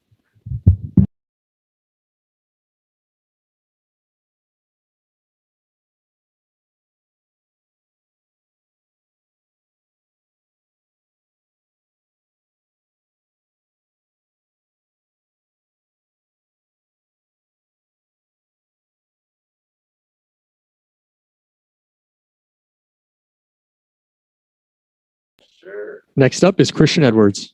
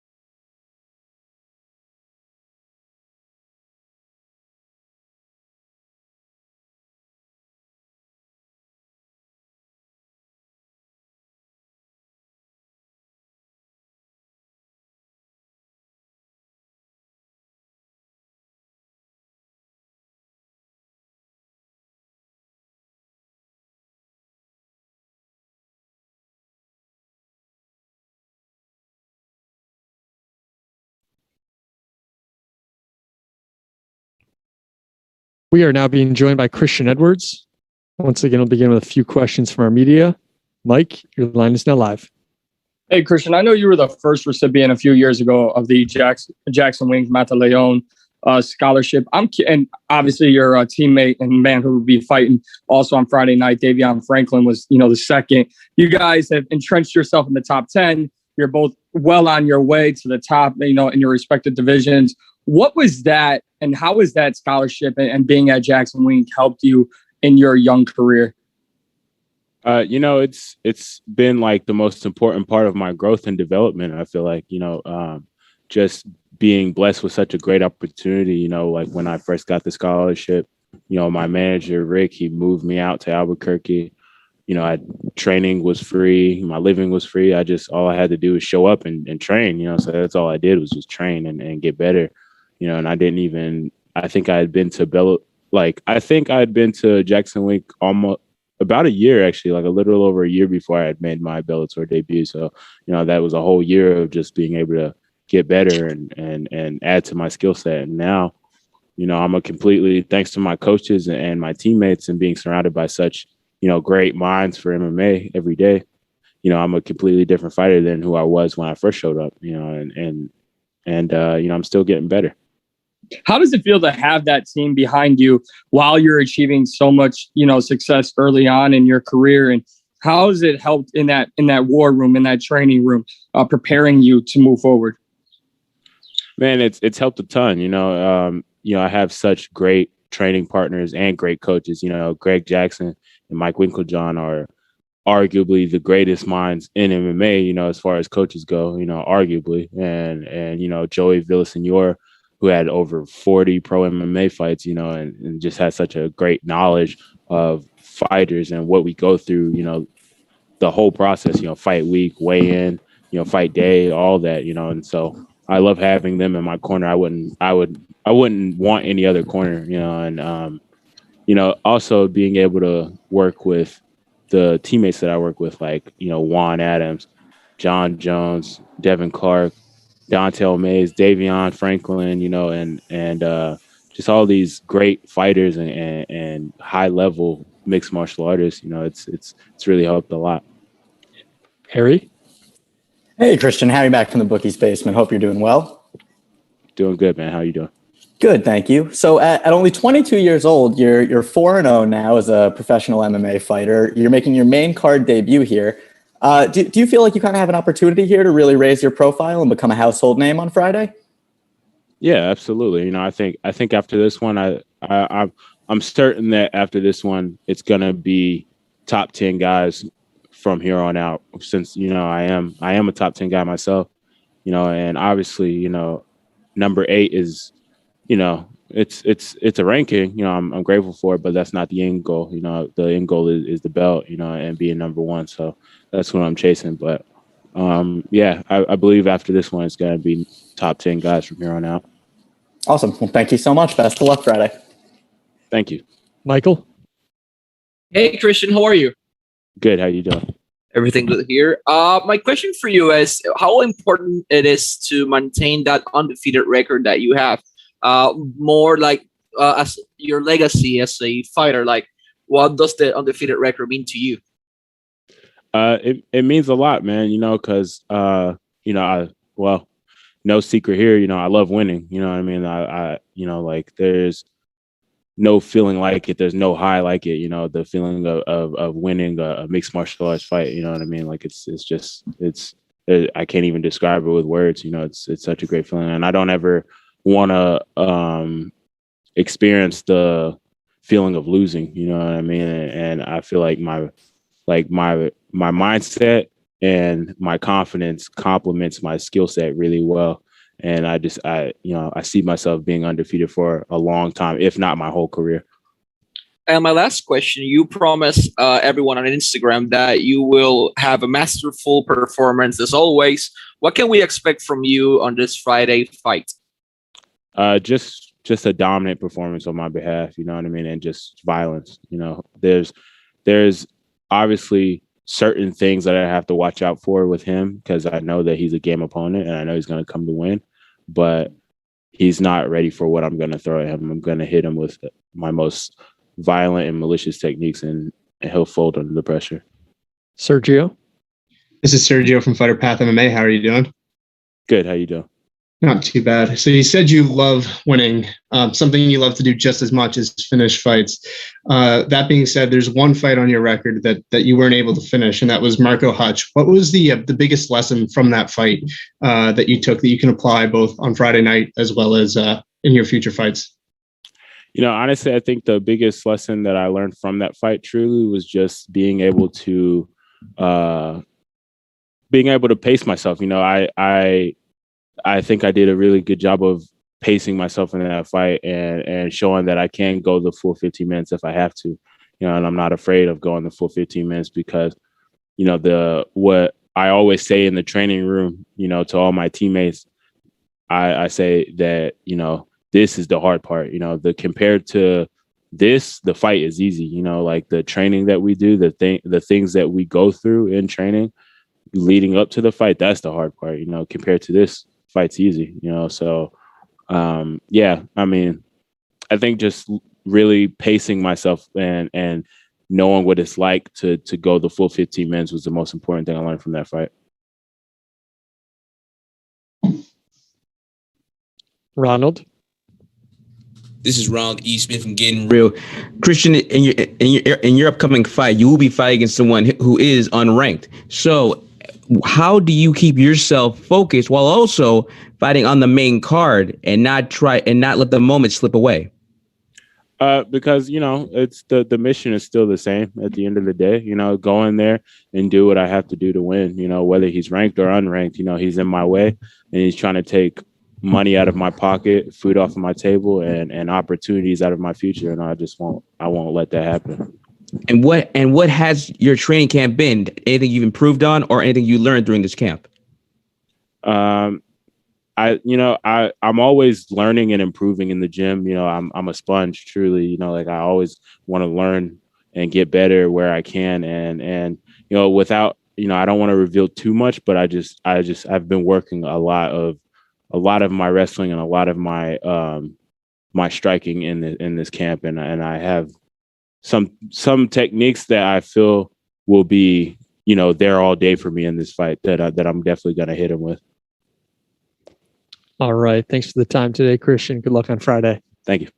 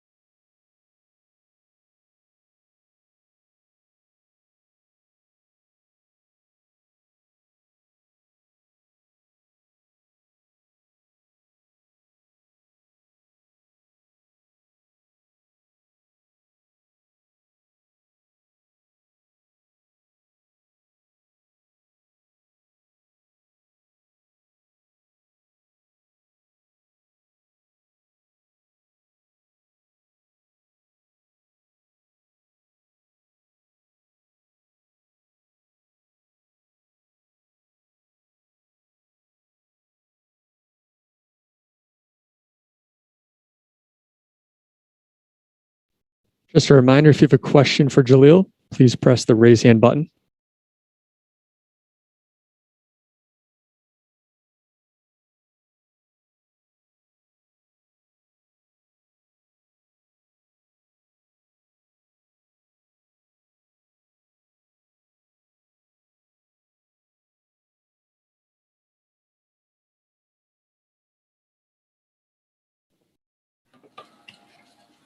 All right, we are now being joined by Jaleel Willis. We'll begin with a few questions from our media. Harry, your line is now live. Hey, Jaleel. Harry Mack from the Bookies Basement. Hope you're doing well. Hey, man. How are you? Good, thank you. So after a successful Bellator debut in November, now you find yourself matched up with another former LFA welterweight champion in Macon. So does it feel like there's anything kind of extra on the line here, given your relative similarity in career paths?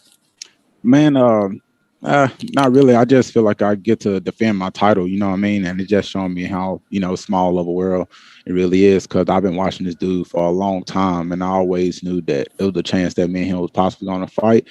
We never thought it would be on the big stage, but I love the fact that we both get to solidify, what it is we work for, you know what I mean? And I love the fact that I get to defend my title and solidify myself in the rankings. Definitely. Looking forward to it. Good luck on Friday. Thanks, brother. Mason? Hey, what's up, Jaleel? This is Mason from the Sports Search podcast. How you doing, man? Doing good, Mason. How are you? I can't complain, brother. Obviously, last time out we seen you back in November, and it was your Bellator debut, and you were successful. But how have you improved as a fighter since your last fight?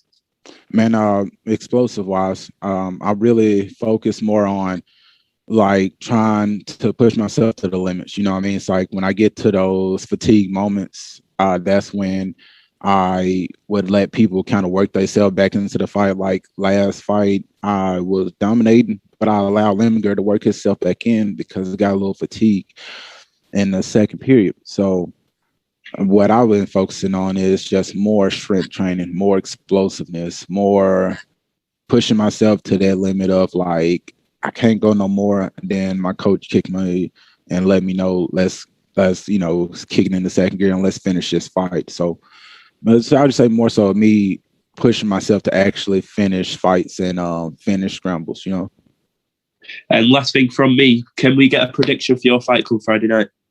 And I can see me finishing this fight, in the late second, you know what I mean? It's like really putting it right there on his chin. Max, go ahead.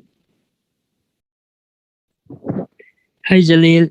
Up to this day, there is no other LFA welterweight champion, so we could kind of say you're fighting him in Macon. So what do you think of fighting him at this stage as you both competed in LFA? Well, not too much. Just like I said, I'm handling it the same way I would have handled it if I would have had to fight him in LFA. I knew it was going to be a chance that I was going to have to fight him eventually, you know what I mean, if we just kept going up in the rankings. And from what I've seen back in the day, I've seen how he's improved. But at the same time, I've been checking out myself, and I've seen where I improved at. And I'm fully 100% confident in my skills against his, And regardless of the outcome on this fight, do you see another fight against him in the future? I don't know. I really can't say about the future, Mike, because I'm really thinking about Friday. You know what I mean? That's all that's on my mind. Well, thank you so much and wish you the best. Thank you.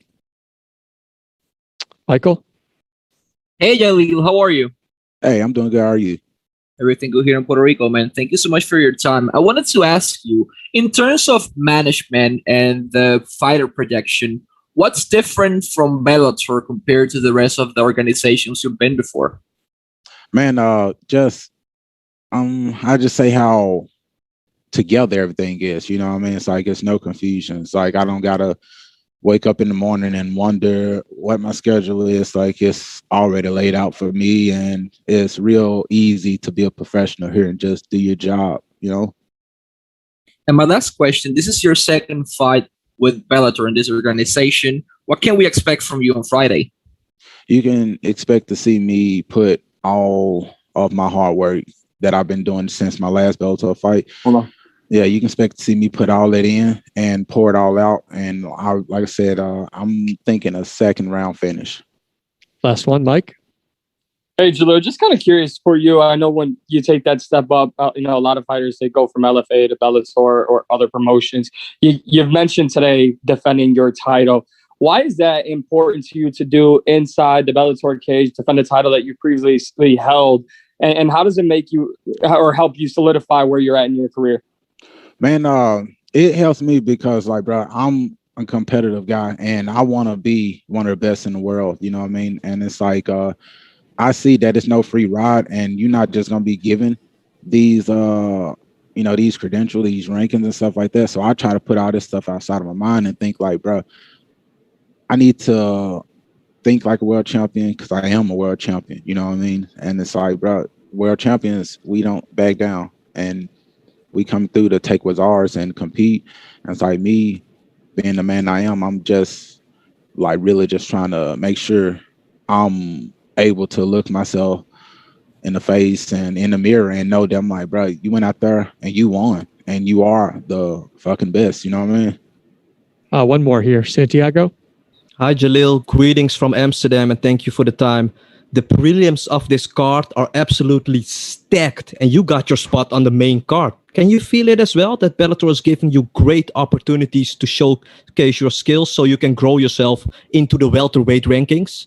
Yes, sir. I'm glad you asked that, man, because it's like really touches on like how much they care about me as a professional, as a fighter. And I want to show them how much I care about them as an organization by going out here and putting everything I got on the line. You know what I mean? It's like going out here and making sure out of that card, out of all these people that's here, they remember the realest, you know? And I want Bellator to know that I'm like when you put the realest on the card, it's going down. He fighting all the way to the end.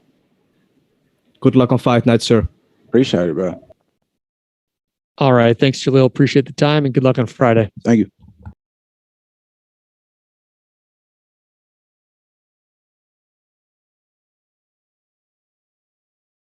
Next up is Darrion Caldwell.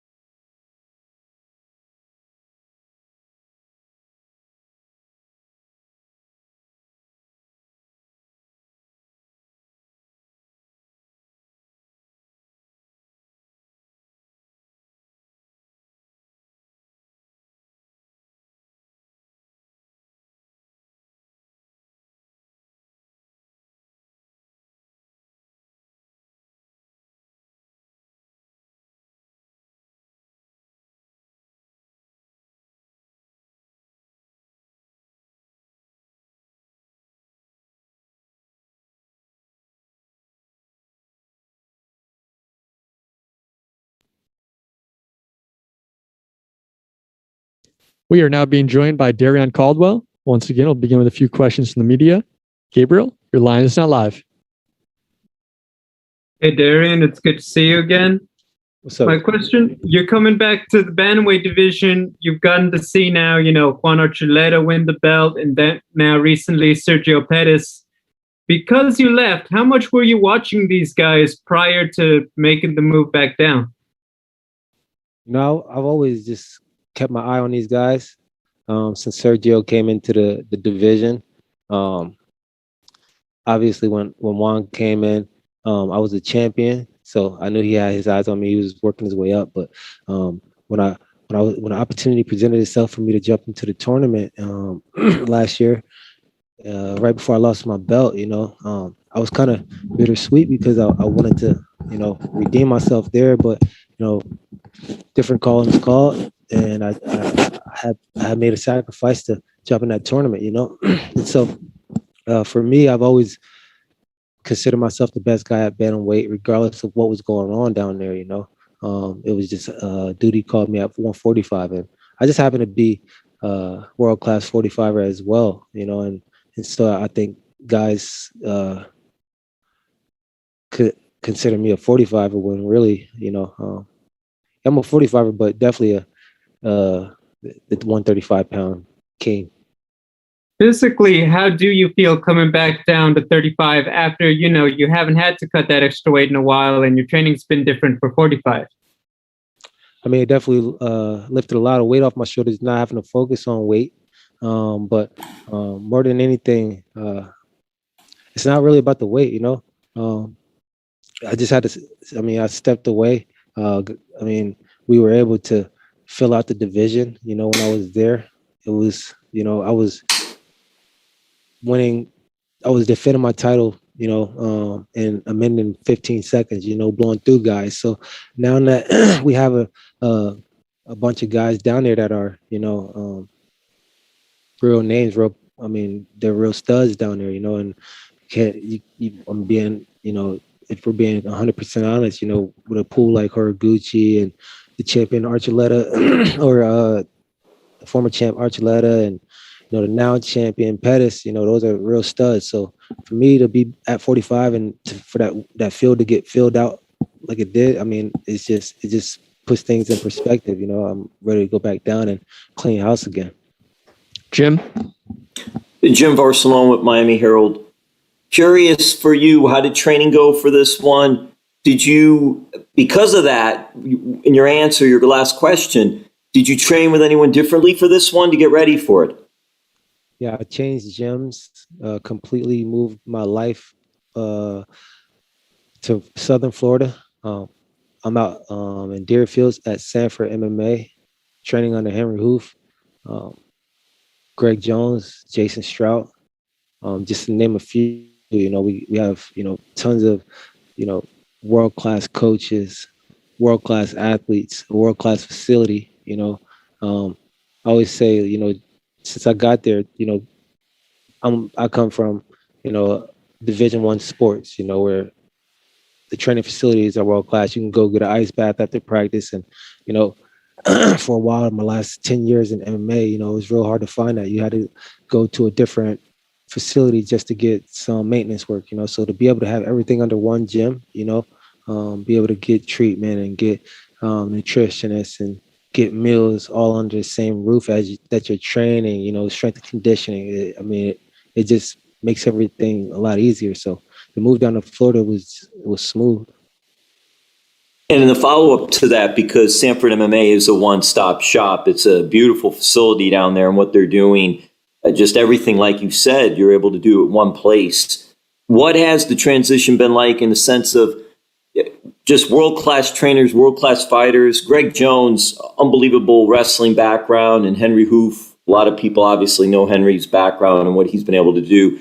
For you in making that transition, what was the decision-making process for you? Has it been an easy transition for you? Well, I don't think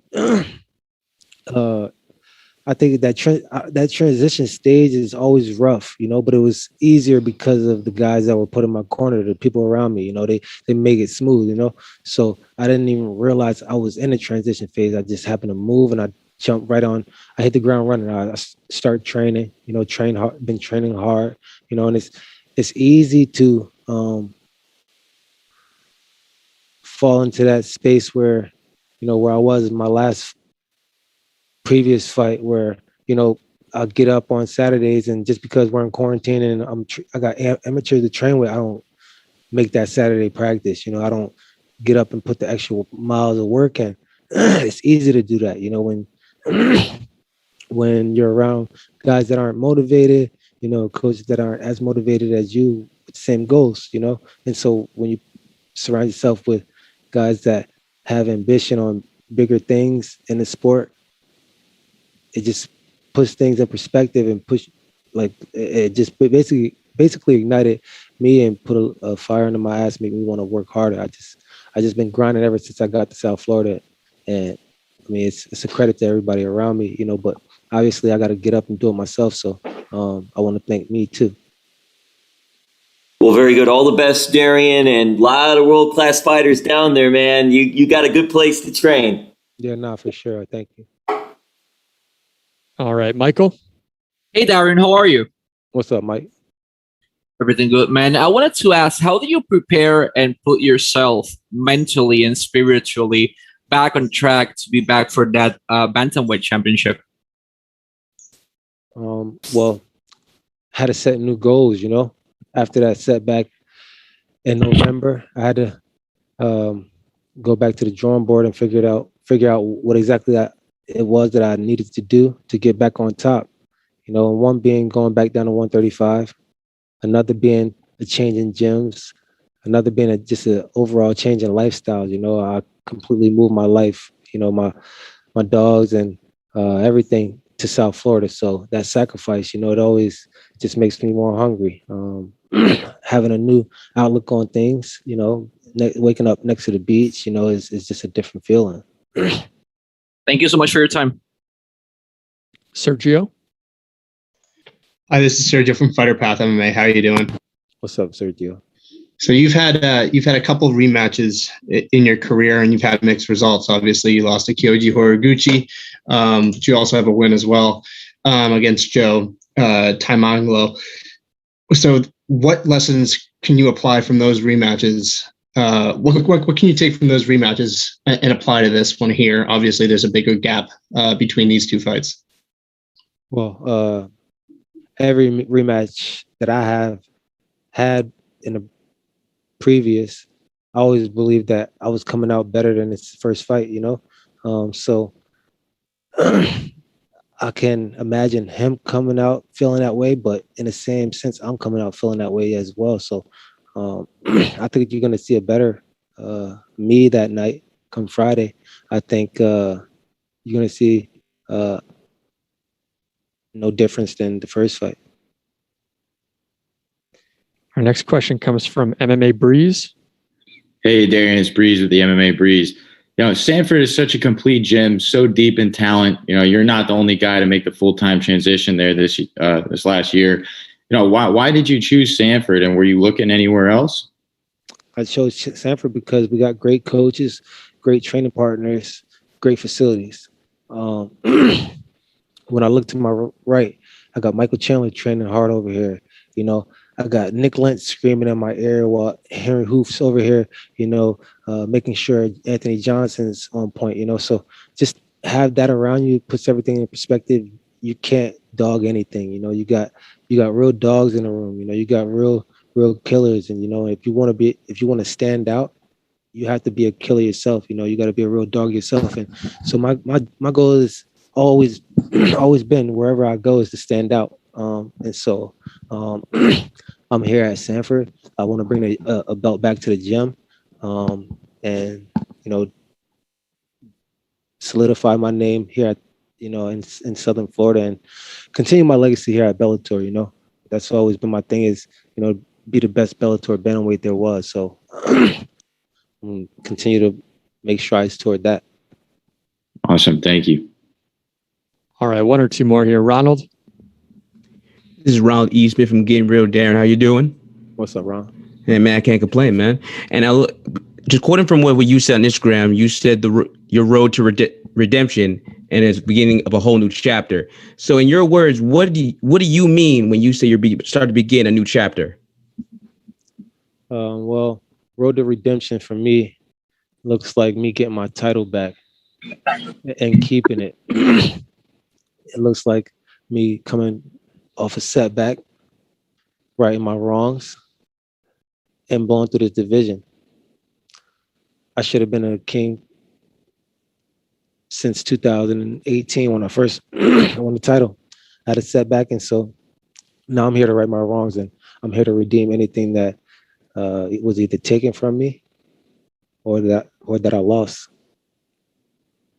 Last question comes from the line of Head Kick Audio. Hey, what's going on, Darrion? This is Steve from Head Kick Audio. What's up, Steve? All right, so given that you're a former champion at bantamweight, how many fights away do you think you are from another championship fight to reclaim your belt? I think if I go out there and have a great performance, if I go out there and put this guy away the way I should, I don't see anybody in front of me, There are some great fighters here at Bellator. I think it'll be a cool experience to mix it up with with all these guys at 35, because we got a lot of talent, but I don't think there's anybody ahead of me after I go out there and blow through this guy. All right. Appreciate the time, Darrion. Good luck on Friday. All right. Thank you.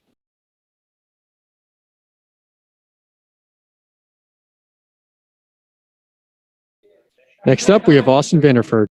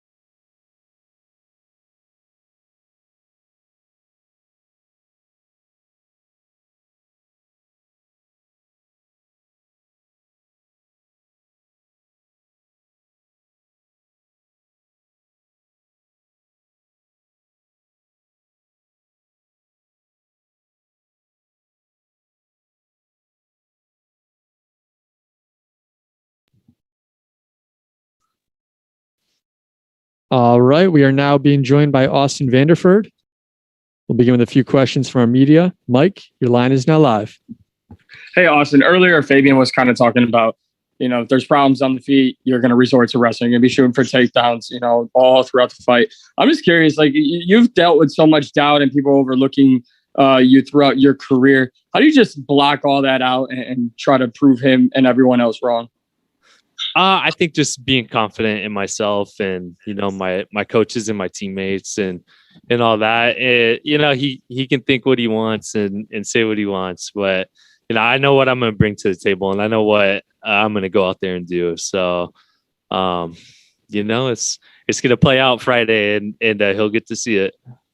To that point, when you're coming in this fight, and their Bellator ranking system is involved, and I think it's a question a lot of fighters are being asked here in Bellator. How do you feel about the ranking system, and how do you feel it establishes you inside the division? I think the ranking system's good. I think it's an important part of the promotion. I think they'll sort themselves out, in the next year. And I think as guys, the more fights that happen, the more they'll start to sort themselves out. And of course, you can move guys up and down and do whatever. But it's a good baseline to start at. And I think it's important. I think it's good. Santiago. Hi, Austin. Greetings from Amsterdam, and thank you for the time. Awesome. ATT, yeah. Thank you. ATT is making big time noise in Bellator. I mean, Roman Faraldo and Johnny Eblen had spectacular first round KO wins. Also, Cody Law, Dalton Rasta have already picked up wins in 2021. Can you feel this in the gym as well, Austin? That the confidence level is extremely high and that everybody is working hard towards winning fights?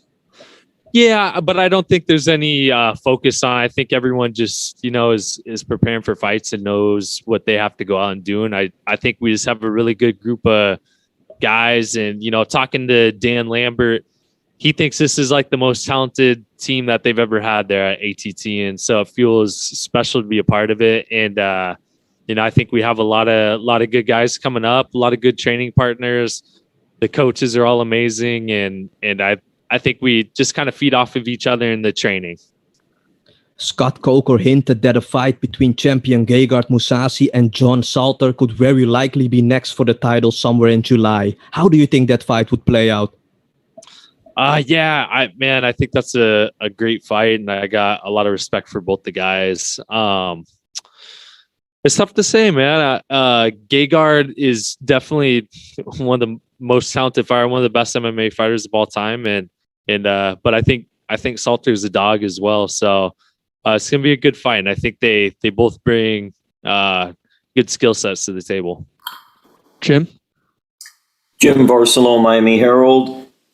Curious for the training for this one. How did it go for you? And did you bring anyone different in for sparring purposes or anything like that?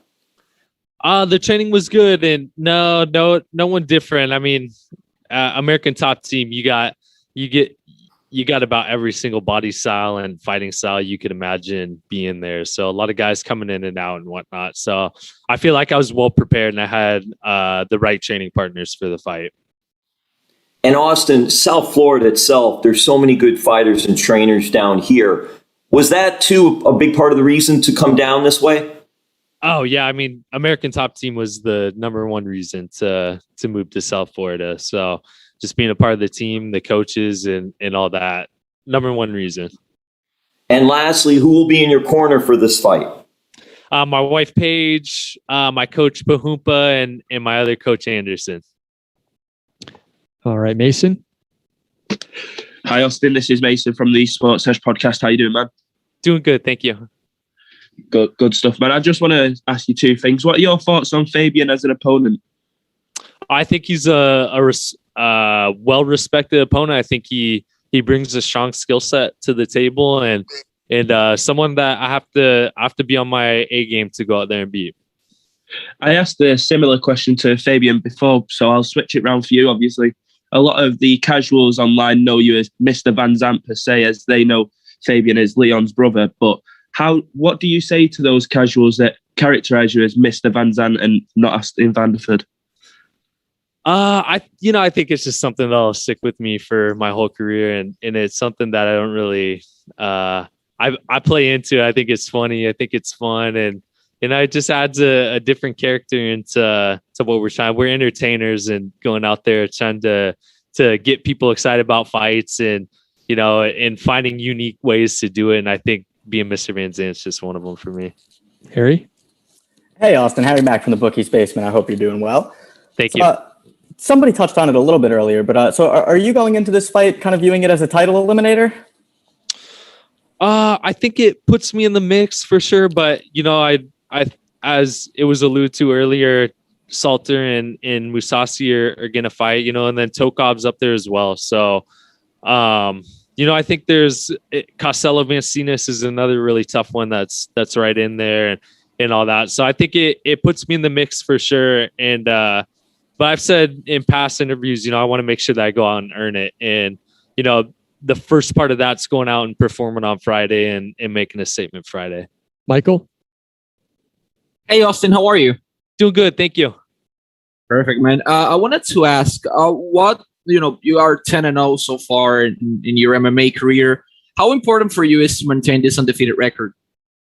I think the most important thing for me is just one fight at a time. And I view each opponent for me as my toughest opponent to date. So, that's how I see this fight, and that's how I see Fabian, and that's how I see everything just to get to 11-0. So I don't think any pressure on keeping the undefeated record. I think more than anything, it's just going out and making sure that I compete the best of my ability that night and going out and getting the win. And my last question, at the end of your career, when you look back, what do you want your legacy as an MMA fighter to be? I want people to look back and think, damn, Paige Van Zandt's husband really was a badass. He wasn't quite the chump we thought he was. All right, couple more here. Dylan? Hey there, Austin. Appreciate you making some time. Thank you. Yeah. I'm just noticing the hair dyed a little bit there. Like, you going for a bit of a different vibe for this fight here, tapping into a different kind of energy for fight week? I don't really think I kind of see myself as a stylish guy, and so I've joked around too. I thought it'd be cool to get out there and make the hair red for the fight. So if you know what I mean, go slice them up a little bit and get some red in the hair. So that'd be a cool look. Yeah, I dig it, man, and appreciate you making some time. Yeah, thank you so much. Tony? Hi, Austin. Hope you're well. Thank you very much. I just wanted to get your thoughts and not overlooking Fabian at all, but when you started in this journey, turning pro in 2017, did you envisage yourself being potentially in the title picture for a world title so soon into your career, having 10 or so fights under your belt?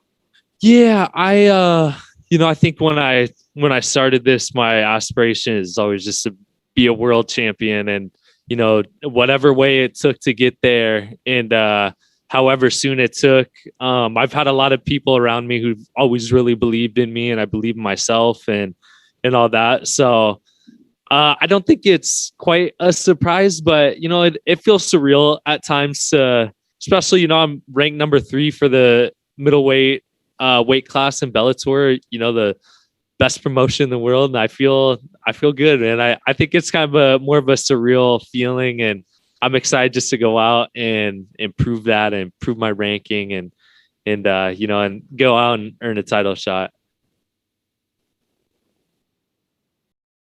All right. Appreciate the time, Austin. Good luck on Friday. Yeah.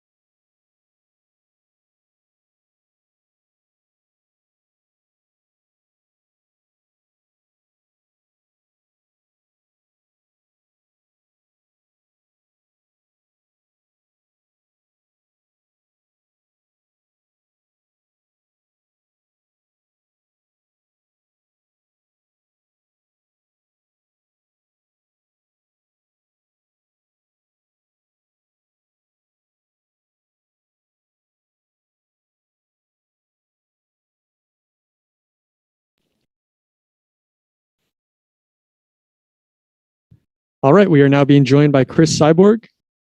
Once again, we'll begin with a few questions from our media. Mike, your line is now live. Hi, Cris. Just curious. I know this rematch is, 5 years after the first fight, and you're considered obviously one of the greatest, not just female fighters of all time, but one of the greatest mixed martial artists of all time throughout all the promotions you've been in. What keeps you going and what gets you prepared and ready and excited for a fight with Leslie Smith and really moving forward throughout your career after such a legendary career that you've had?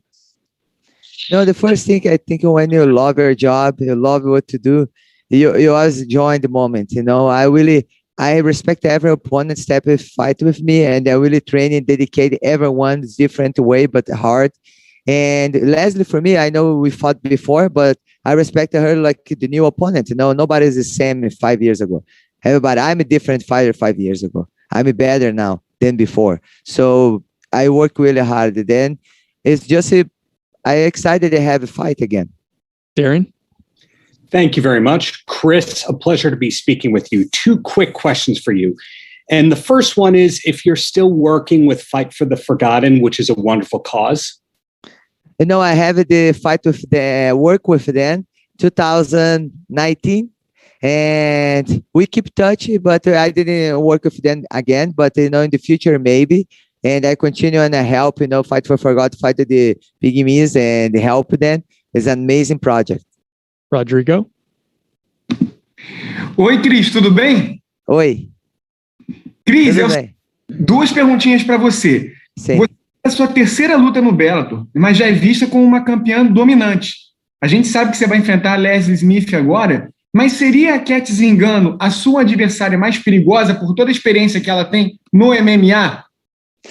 Eu acredito que todas as pessoas que esteja preparada para lutar comigo, que está disputando o cinturão, seja uma adversária perigosa, né? O meu foco principalmente agora é a Leslie, mas no futuro aí a Cat Zingano eu sei que ela está indo bem, não está ganhando as lutas, e em breve aí estará acontecendo essa luta, mas acho que cada uma ali tem o seu talento diferente, seu perigo diferente dentro do octágono. Sim, a última pergunta, Cris. Muito tem se falado sobre a Kayla Harrison, né? Ela fala que deseja fazer grandes lutas, até disse que pediu, para o PFL te assinar quando você estava livre no mercado. Essa é uma luta que te interessa? O que você tem a dizer sobre ela? E, por exemplo, qual seria o resultado dessa possível luta aí entre vocês?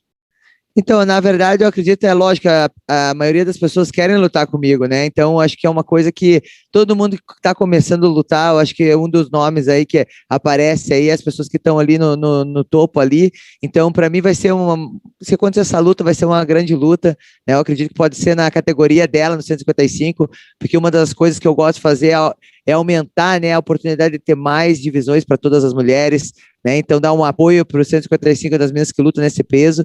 E o resultado, na verdade, sempre está nas mãos de Deus, né? Eu vou lá e dou o meu melhor e treino. E se ela falar que está preparada, eu não gosto de falar muito. Eu gosto de ir lá e lutar e fazer o meu melhor. Gabriel? Hey, Cris, it's Gabriel from Cage Side Press. My question, I think a lot of people say if Cris Cyborg wins, she's already she's very close to beating all of the top girls in Bellator. Obviously, you have to go out there and win the fights, but how do you stay focused when hey, I've already done a lot of good work here in my new home?